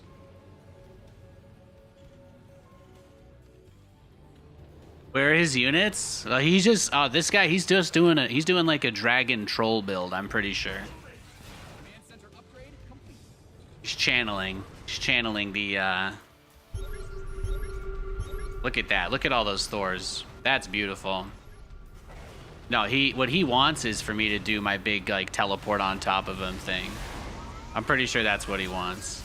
He's gonna try and pull me into the stores over here, but he doesn't realize like this base of money is gonna give me exactly what I need. This is a good situation for us. Yeah, those guys can't do anything. He can't reach across here, so he can't reach across, so it doesn't matter.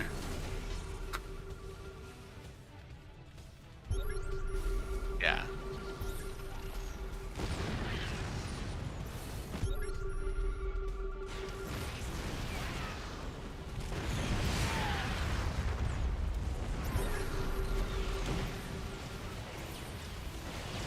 Okay, let's go. Let's go take out all his new infrastructure and then just drag him home. That's it. Let's get rid of all that beautiful new production he's building. Clear out these new fresh bases of his. That's all. His army's too slow to catch up to me since it's all Thor's anyway.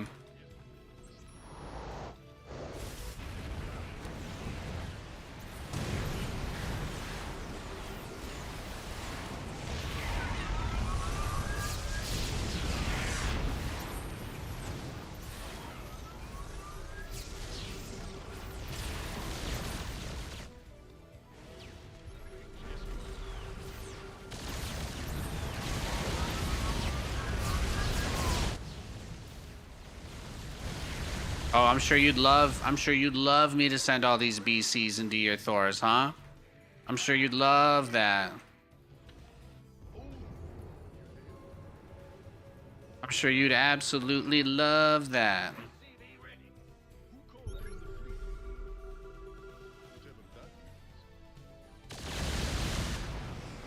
Just put them all in the heal zone, right? Instead of repairing them. Could probably save a few thousand resources this way.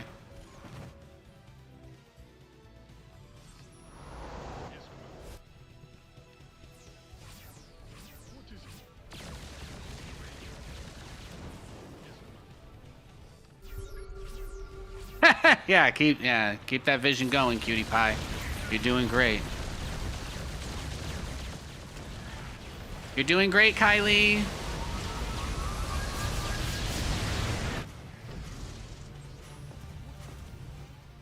You're doing great, Kylie. Go, Kylie, go.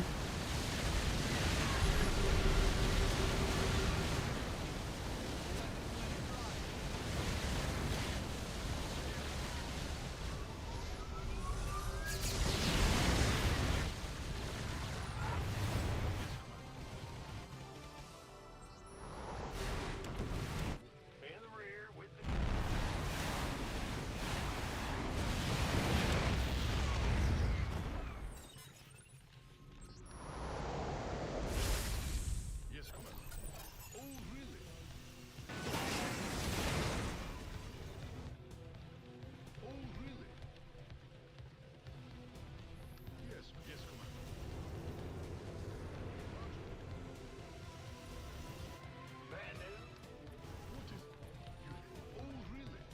The only time this man scans is when he's ready to make his move. Oh, he's moving his army back because my BCs are heading that way.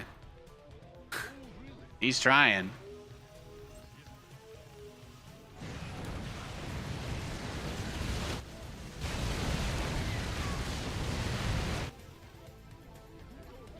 Got a hell of a game on our hands here.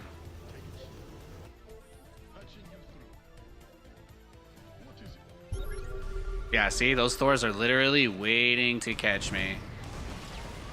Those Thors are literally waiting. Yes, Commander.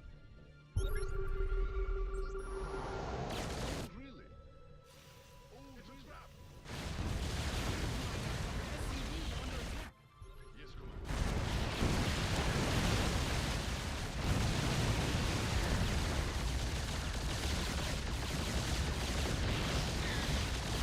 Crazy game, though.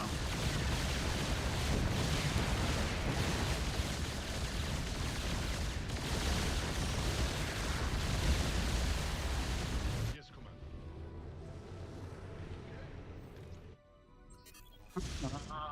Oh, really? Yes, Commander.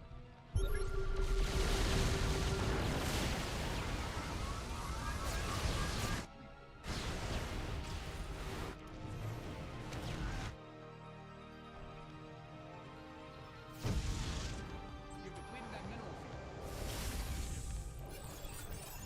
Crazy, crazy. Should probably take some of these guys over there, I guess.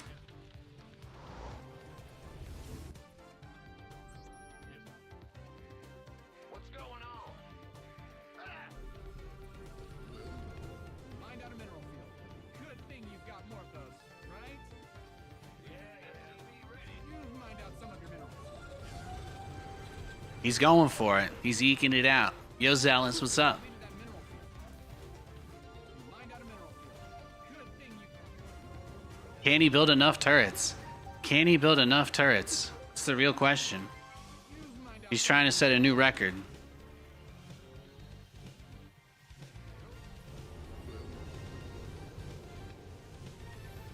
You've depleted that mineral field.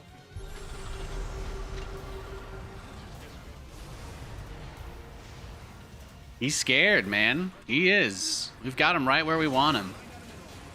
Good thing you've got... We maxed out on BCs again. We've got everything we need.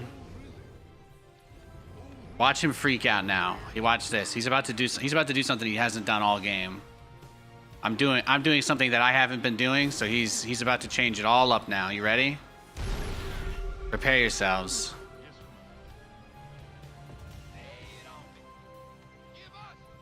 He's gonna turn into a totally different player. Let's see it. You gonna react to my tank? No? Okay. Then I can take the gold, so that's fine. That's also acceptable. You mined out a mineral field. I thought he was gonna jump straight over for it, but he did not, so that's good. Patching you through. Go ahead. What is it? Oh, really? You've exhausted that best beam geyser.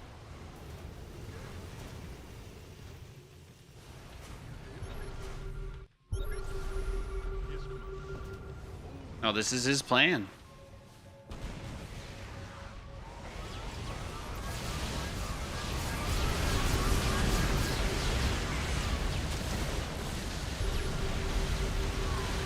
Easy. All that just to die straight up. Maxed out battle cruisers beats everything, so my micro is not very good at all, but that's okay. You get enough battle cruisers, it stops mattering. 35-minute no GG.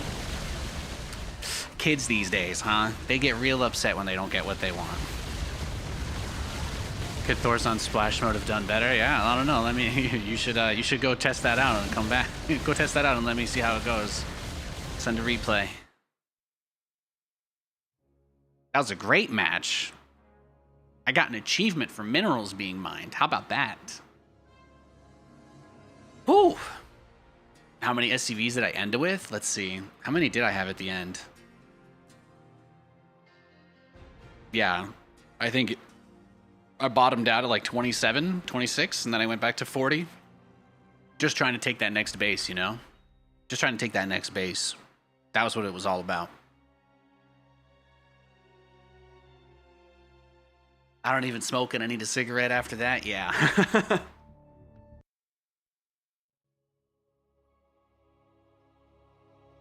Yeah, that guy just rushed to the ultimate turtle. For a dude who rushes Vikings against me, I'm kind of shocked. Kind of shocked that he never attacked the entire game. He went the whole entire game without attacking me once. He made like just a little bit of light cyclone harass, but he never tried to bring the tanks over. He never tried to force the engagement. He just let me do whatever I want, and that's where that battlecruiser strategy becomes so good. Go ahead. SCV ready. Plays turtle mech every game no matter what. There you go. There it is.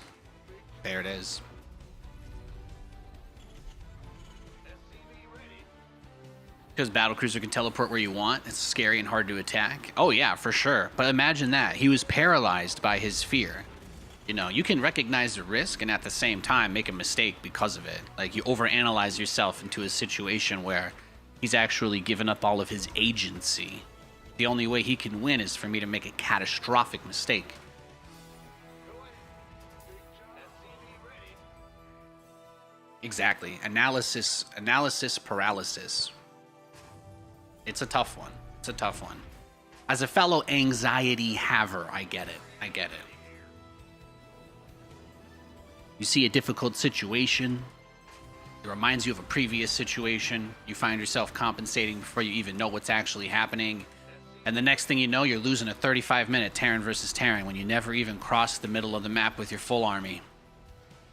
And somehow Nathanias was the aggressor. Somehow Nathanias was the player attacking the entire game long.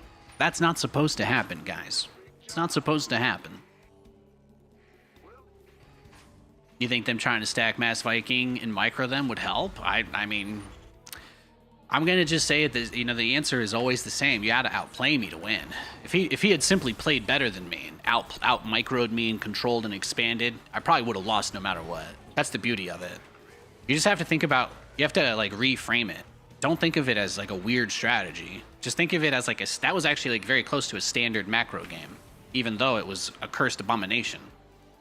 Like, it still went by the same principles.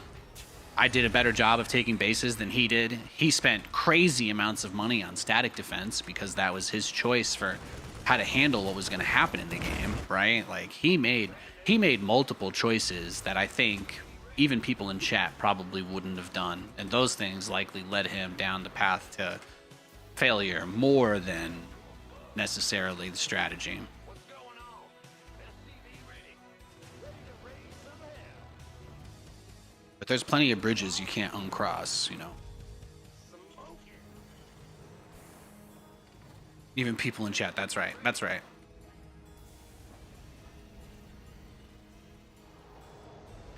That's what I'm saying. That's what I'm saying. SCV ready. Bad news. And I'm done. Swap away. Attaboy. Attaboy. SCV ready. Huh? Roger. Ready to raise some hell. What's going on? SCV ready. Oh? It's gonna be a Marine tank push, huh? It's gonna be a Marine tank push by the looks of things.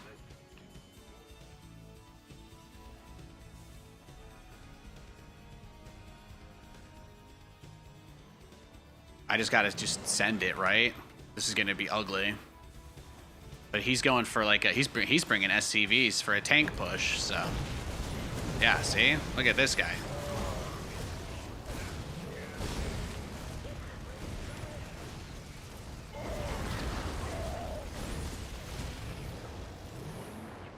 Go ahead. Got the grand kill has arrived. SCV ready. Agreed.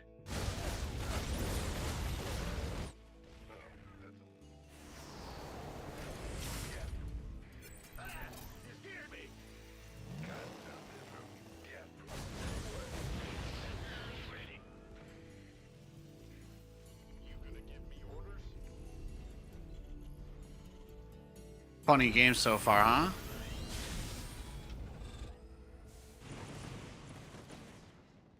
Been waiting on you. Yes, indeed. What? You want something? Where's the Hans in the fleet? Your add-on is complete.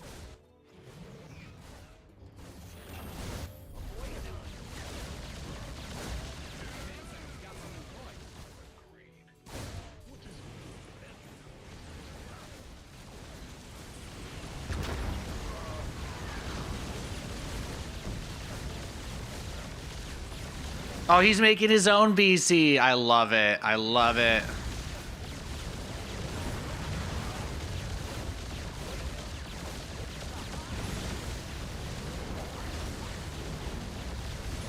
That's funny.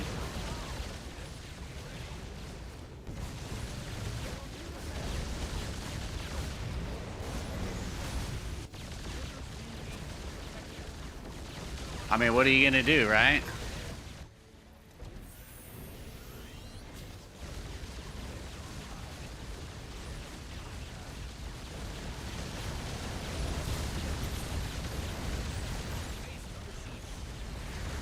You didn't build your base because you were blown up, did you?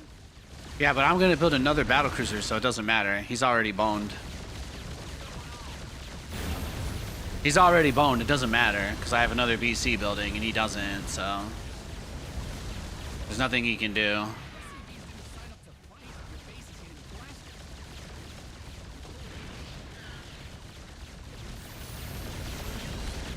Yeah, what do you do now? Like, yeah, that's it. That's it. He's cooked.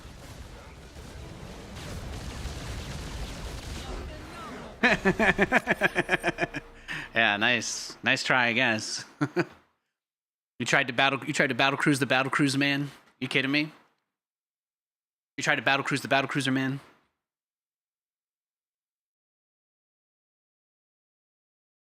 You believe your opponent secretly moonlights as a Twitch streamer beating up bad guys with battle cruisers. And your plan is to battle cruiser rush this man? Good luck.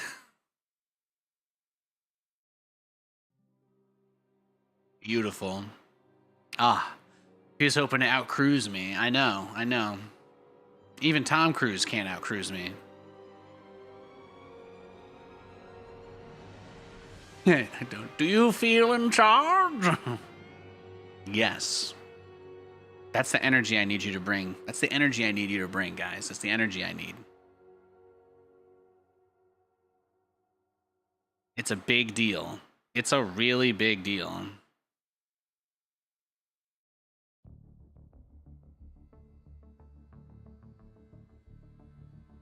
It would be extremely painful. You look like a guy with upgrades. For you. It's good times. It's good times. What can I say?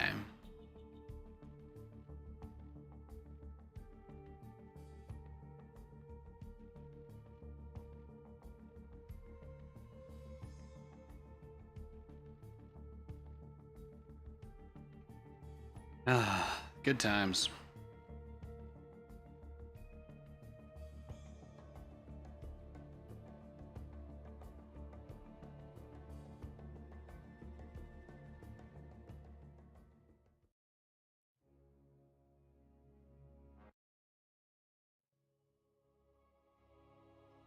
You played versus too many AFK people and now your MMR's too high? Yeah, there's not much you can do about that. There's not much you can do about that.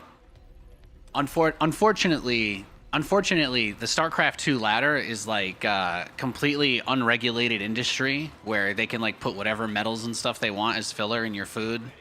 So there's no rails, there's no guidelines, there's nothing built in to stop people from abusing the ladder system. So I believe the only thing I can tell you when it comes to stuff like that is tough shit. A lot of people did beg for features to fix issues like that over the years, but no one cared, sadly. It was never important enough to get any changes implemented to stop behavior like that, but that's just the way it is. It is, it's a libertarian's fantasy. Everybody barcodes, people leave as many games as they want and abuse the 10% win rate in one matchup and 80% in two more. These roads have never had a pothole fixed once. In the rear with the gear. There are no rules. You will not get in trouble for anything that you can think of somehow doing on the ladder, aside from very, very blatantly, obviously hacking and getting the misfortune of playing against Harstom. If you don't match him, you could probably get away with it, though. Big job,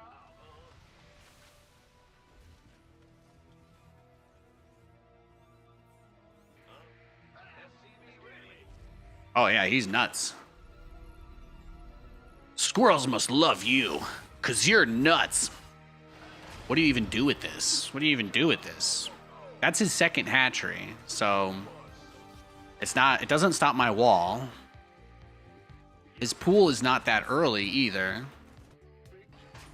Yeah, I think it's just a fake out. He's just trolling. He's just trolling. Yeah, I'm not gonna worry about it. I don't think we really have that much cause for concern. Only thing he could possibly do would be like slow ling flood and pull drones. Is that even a thing? But he has no gas. There's no gas. I don't think there was a gas. According to Nathan, there's no gas. So I'm gonna operate off of that assumption. Or if there was, he took it after. But I don't think this is like a build roaches in my base situation. I think this is a Zerg player just wasted 300 minerals to build a hatchery in front of my base situation, which is not so bad for us. Yeah. Yeah, because we still have the wall, right? We'll build the secondary bunker. If his plan is to like use the larva to surround it and like go at that moment, then maybe, but like as he breaks the hatch. But I'm not focusing the hatch either, so my units actually were shooting at his lings as soon as he stopped. Yeah. Yeah. This is actually kind of, it's kind of sad. I don't know. I don't know what to say. I got nothing. What's he doing? I don't know. Northern Lights, maybe? Jack Harrar? I'm not sure.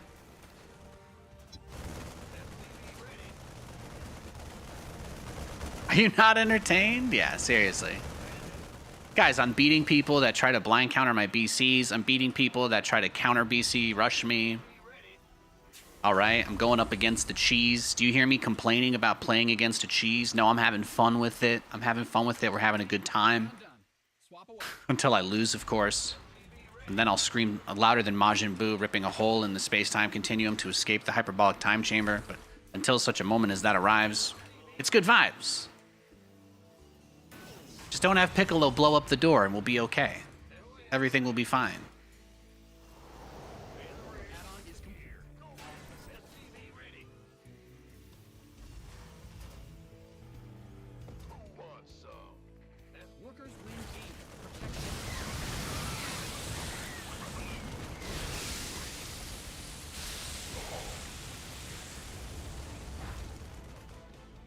He's got slow lings, by the way. He's got slow lings. This is without ling speed what he's doing right now.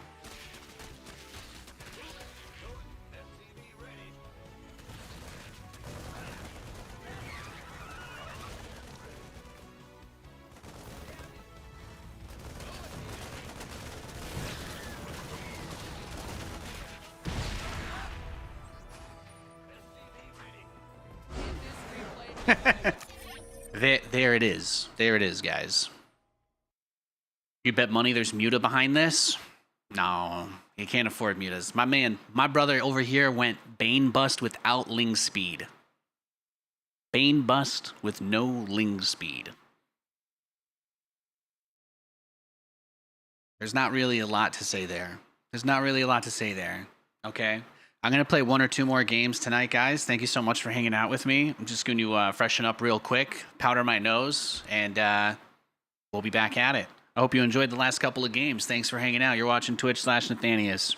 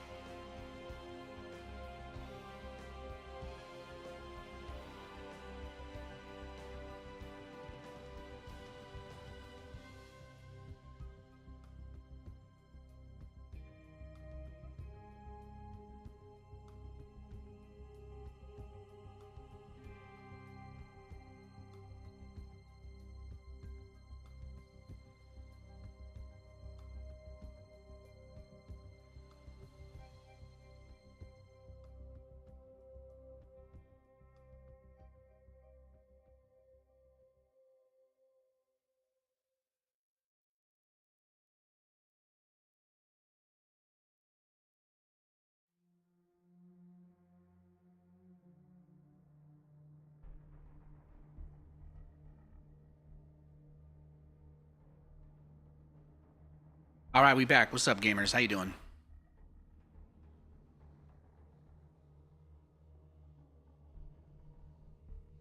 Thanks for hanging out, everybody. I appreciate it. I hope you've had a good time with StarCraft in the last 15 years. Ugh. That's crazy. 15 years, man. That's nuts. Thanks for the stream. Thanks, Jeremy. I appreciate you, brother. We're going to play... I'm going to play 1-2 more games. We'll see, you know, if I get like Proxy Reaper or One Base or something, I'll try to get another one in. If we get one 15 to 20 minute banger, then that'll probably be it. Wife's bringing home taco materials. I'm cooking tacos tonight. I'm excited about it. I'm excited about that.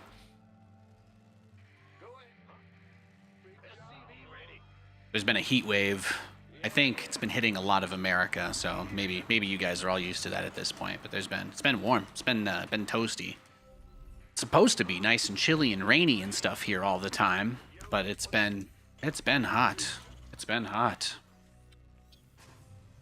4 o'clock right now. Let's see. Yeah, it's 83 out. Ugh, nasty.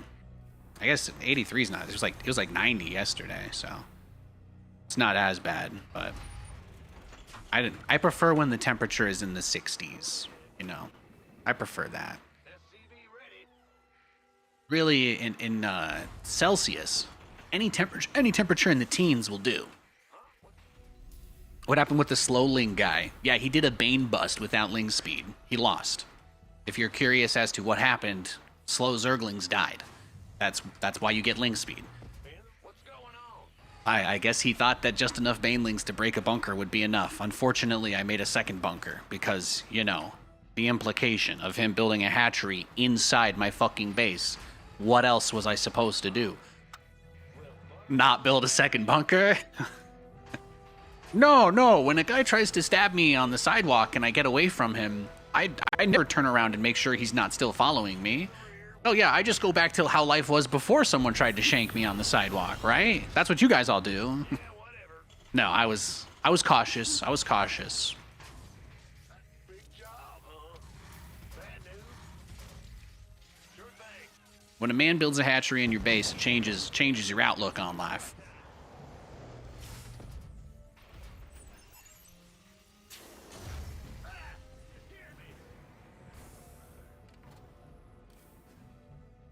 Certainly. SCV ready. Oh yeah, baby. Let's do this. All right. What you got? What you got? Knowing something? Bad news? What's going on?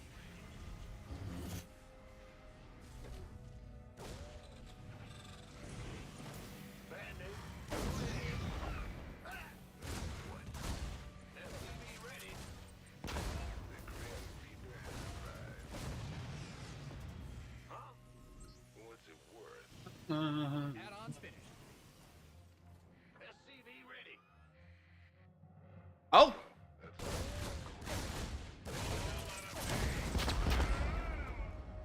am I getting proxied? Is that what this is? Are you kidding me, brah? Don't do me like that. What's it worth? What? SCV ready. I don't want to be seeing no mass proxy reaper up in my business. No, thank you. No, thank you. I do not consent. No reapers in my base, please. Add-on done. Swap away. Brown sugar cinnamon on top, just like my favorite pretzel.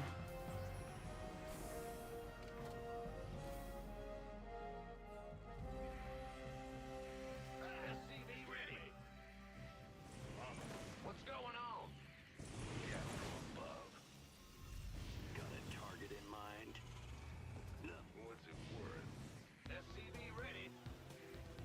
Bad news?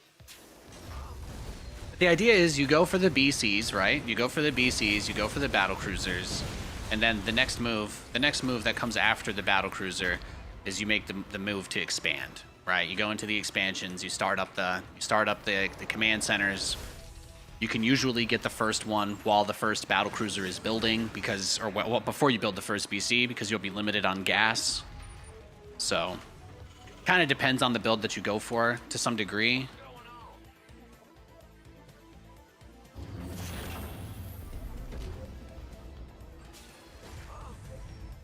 SCV ready.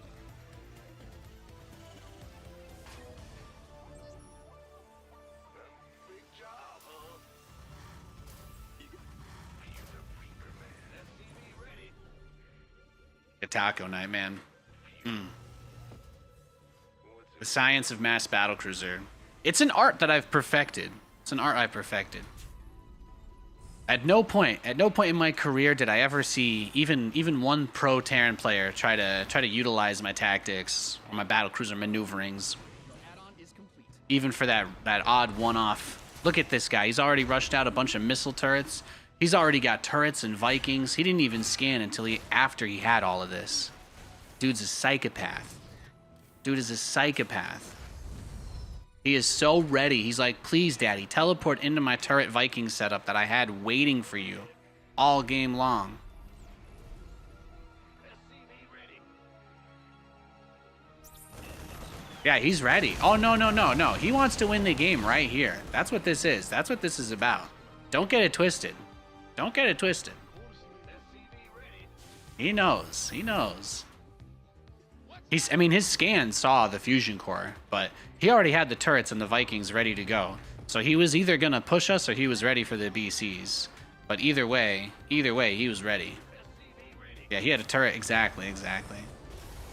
Like, if this game was actually a new run of like Baldur's Gate, he picked the class. He picked the class option where you start with the missile turret. He actually gave up 2 skill points for that and 1 armor class just to have the turret. Now, some people would say that's crazy, but then again, if you knew that you were campaigning against Nathanias, you might find yourself wanting to have that pocket turret. Some people are saying this man may actually make the pocket turret meta all on his own. And we already know from the last guy we played against who rushed missile turrets, It seems like he's probably ready for this game to take 5 hours, if I had to guess. He is completely emotionally prepared for this game to go as long as God allows, which means it's a great game for us to end on, if we can pull out a win, that is. So we'll see what we can do.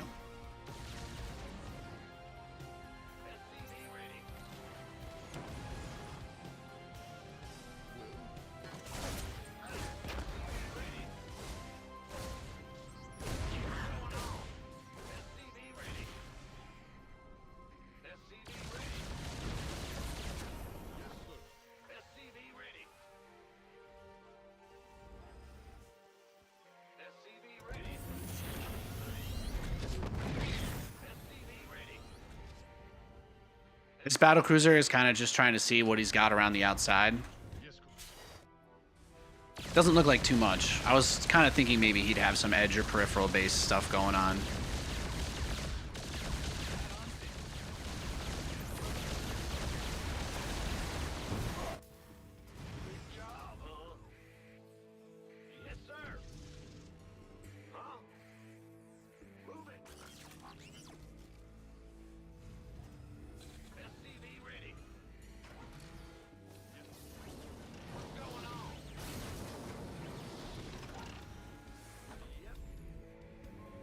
You've depleted that mineral field. He wants to go bio, though. It's a good sign.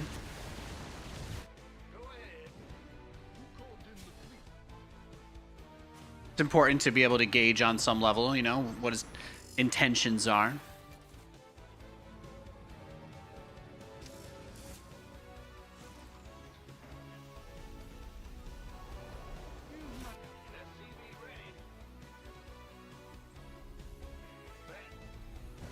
Command center upgrade complete.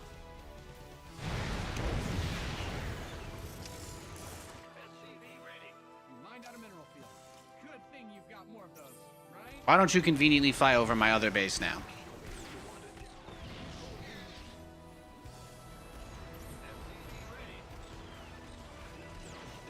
Wow, is he not going to see it? 2.0 ready to go. Just hit each individual Viking as many times as possible as the next tech there.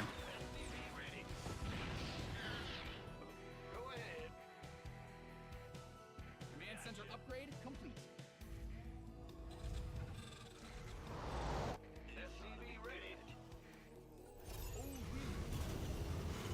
Not too bad. Not too bad at all. Got a target in mind. Should probably just get building armor straight up with the number of PFs we have fortifying here. I think we're there. Technically, 6 battlecruisers is what I need, 6 or 7 to one-shot a base. So we'll wait. I want to try and chip a little bit, but once we get more. Yeah, take 4 Vikings, teleport home, lose basically nothing. Feels good, man.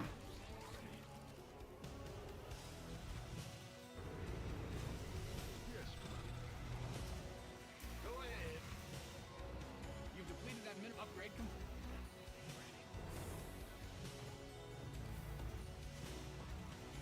Yeah, whatever.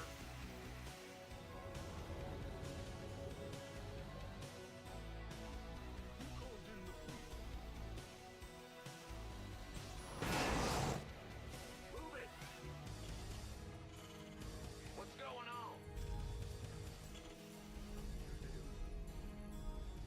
on? Just let us through. Gotcha.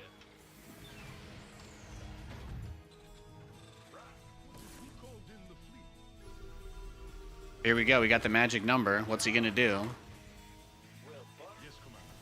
In all these TVT games, you only saw 2 Ravens. You thought they were good units for species, but you must be wrong. You'll notice that when I get to this situation, I hardly lose. So the cool part is that you actually could fill in the blanks with basically anything your heart desires for how a person could or should deal with this. The truth is, you have to just outplay me straight up, because battlecruisers are good units. But because most people, you know, like it's like the StarCraft hive mind. Like, you're not really capable of having your own thought. Like, you know, everybody else will tell you that battlecruisers are bad, no matter what. So you're not really capable of giving battlecruisers the respect they deserve. So it's a big reason why It's a big reason why there's that, I think, that disconnect where people think that they're bad, but then you can actually win a lot of games with them because most people just have never actually put in any effort at all to understand what you can even do with that with this unit.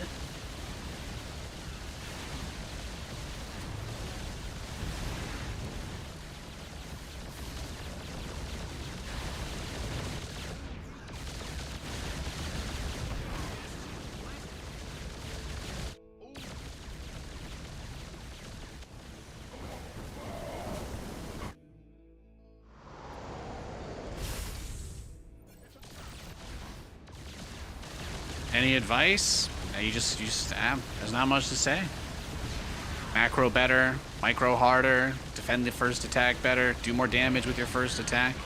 I'm pretty sure this guy opened up with 2 racks Reaper, so there's not really any advice I could give him. I think his build is shit, so.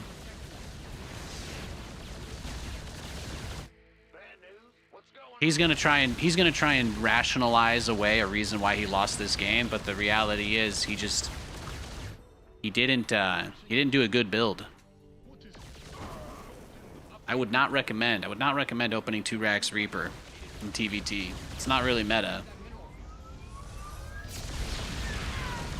We'll look at the replay though, and I'll give some more fair criticism. But obviously I can't critique him if I don't know what actually happened in this game yet. I only know what's happened in this game from my perspective. You know what I mean? I only know what's happened in this game from my perspective, me, Nathan, so. No answer to his question? Well, I don't know the answer to his question. I haven't seen the replay, you know? I have no idea. I'd like to think that it was his build. I'd like to think his build put him impossibly far behind. But if I tell him that, and that's not the case, you know, then it might be taken in a negative way, and I'm not really interested in having interactions like that.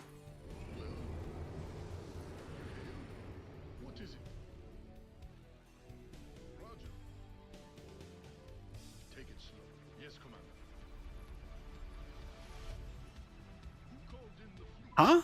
You can't take this gas? Oh, I see. You can't rush it. You have to mine that little patch out first. That's cool. Yes, Commander. Well? There's only the second guy that thinks he can thinks he can turtle to beat mass battlecruiser. It's only the second guy today that thinks that's possible.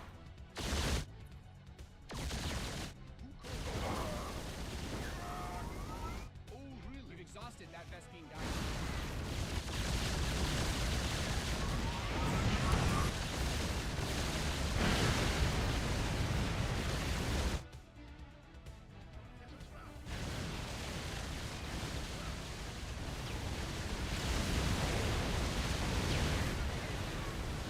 Does he think this is a therapy session? Like, the game is still going. Does he not realize that? If this was Squid Game, I wouldn't stop to let him, you know, sit and figure out a way to beat me. Alright, this isn't an anime, bro. You're cooked. I'm not gonna become your sensei just because you want it, right? That's not how this works. It's not how this works.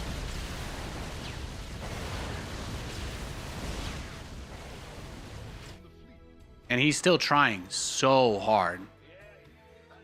Why would I tell him how to beat me? Why would I tell him how to beat me if the game is still going?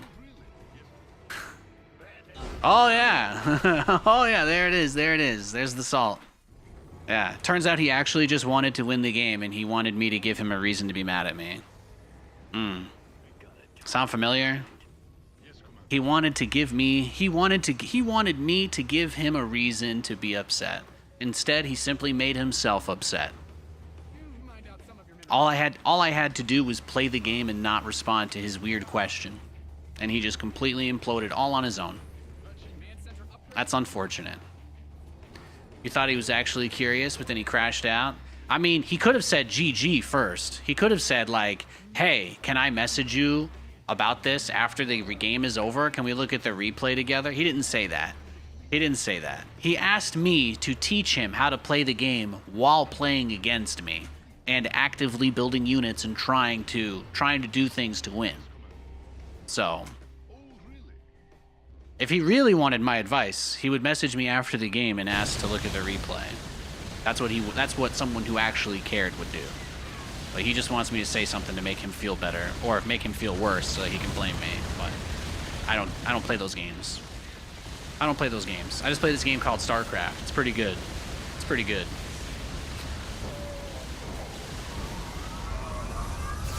Nobody that I have ever played against, by the way, not a single person I've ever played on the ladder in 15 years has messaged me and been like, hey, can we look over this? Can we look over the replay on this? Can you, like, show me where I might have gone wrong? Not a single fucking time. It's always some guy who wants to derail the actual game before it's over. Always. Now, let's take a look at his build. Let's see. Let's see if he did what I thought. His second Reaper felt pretty quick. The third Reaper felt like the timing of the second one. So let's just see. Let's just see. Fucking called it. Pay me. Pay me. What did I say? What did I say? Have I asked anyone to look over a replay with me? Yes, all the time. When I was trying to be like a competitive player, that was like the biggest thing that I did. I made a couple of friends doing that.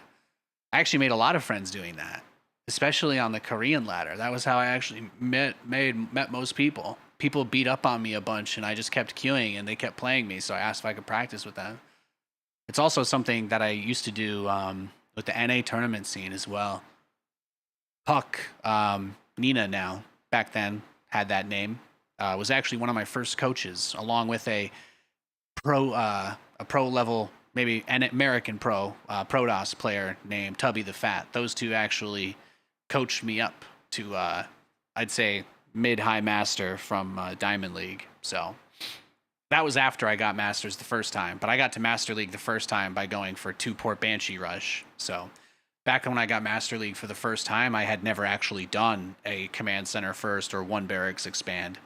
So it was Nina, Kawaii Rice, and Tubby the Fat. The 3 of them trained me and took me under their wings. So they were some of the first coaches and practice partners I had. But I used to play against them a lot. So at some point, it's like the burnout, right, of improving and all of that stuff. You have to kind of put that against other things like streaming schedules and whatnot. So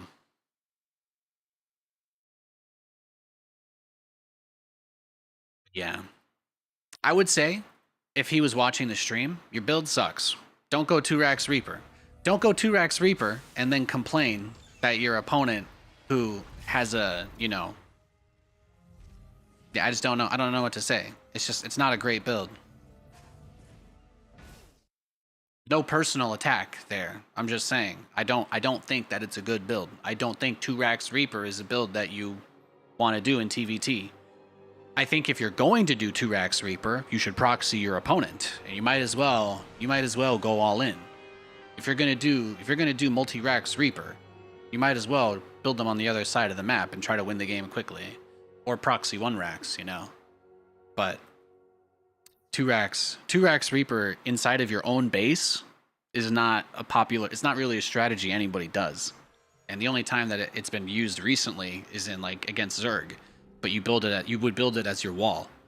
You'd build the barracks as your wall against Zerg. And that was actually good because you could easily go into stim behind it. But against Terran, against Terran, it doesn't really work. So 2-Rax Reaper like that in TVT, you only do that if you know your opponent is going to Reaper rush you, because then defensive 2-Rax Reaper is really good against proxy Reaper.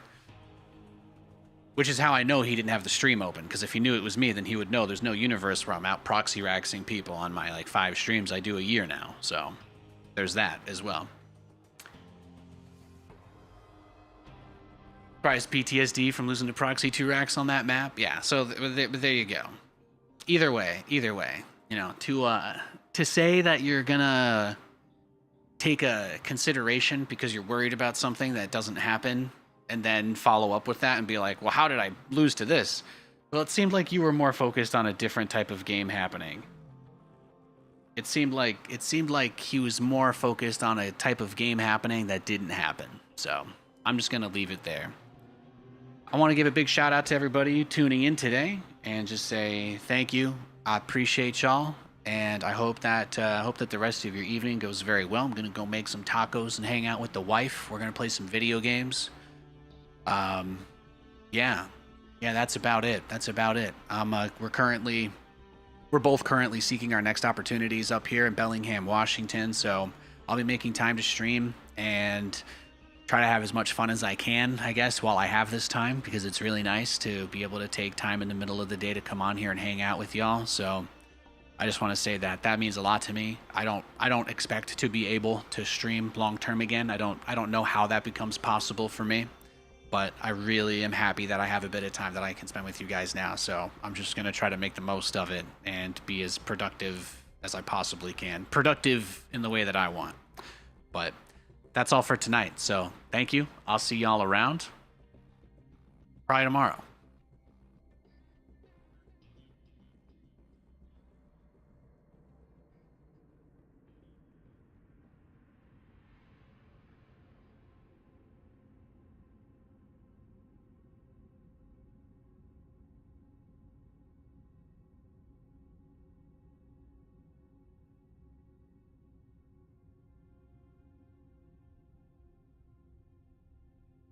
Man, I ended the stream at exactly 4:20. God damn, I'm good.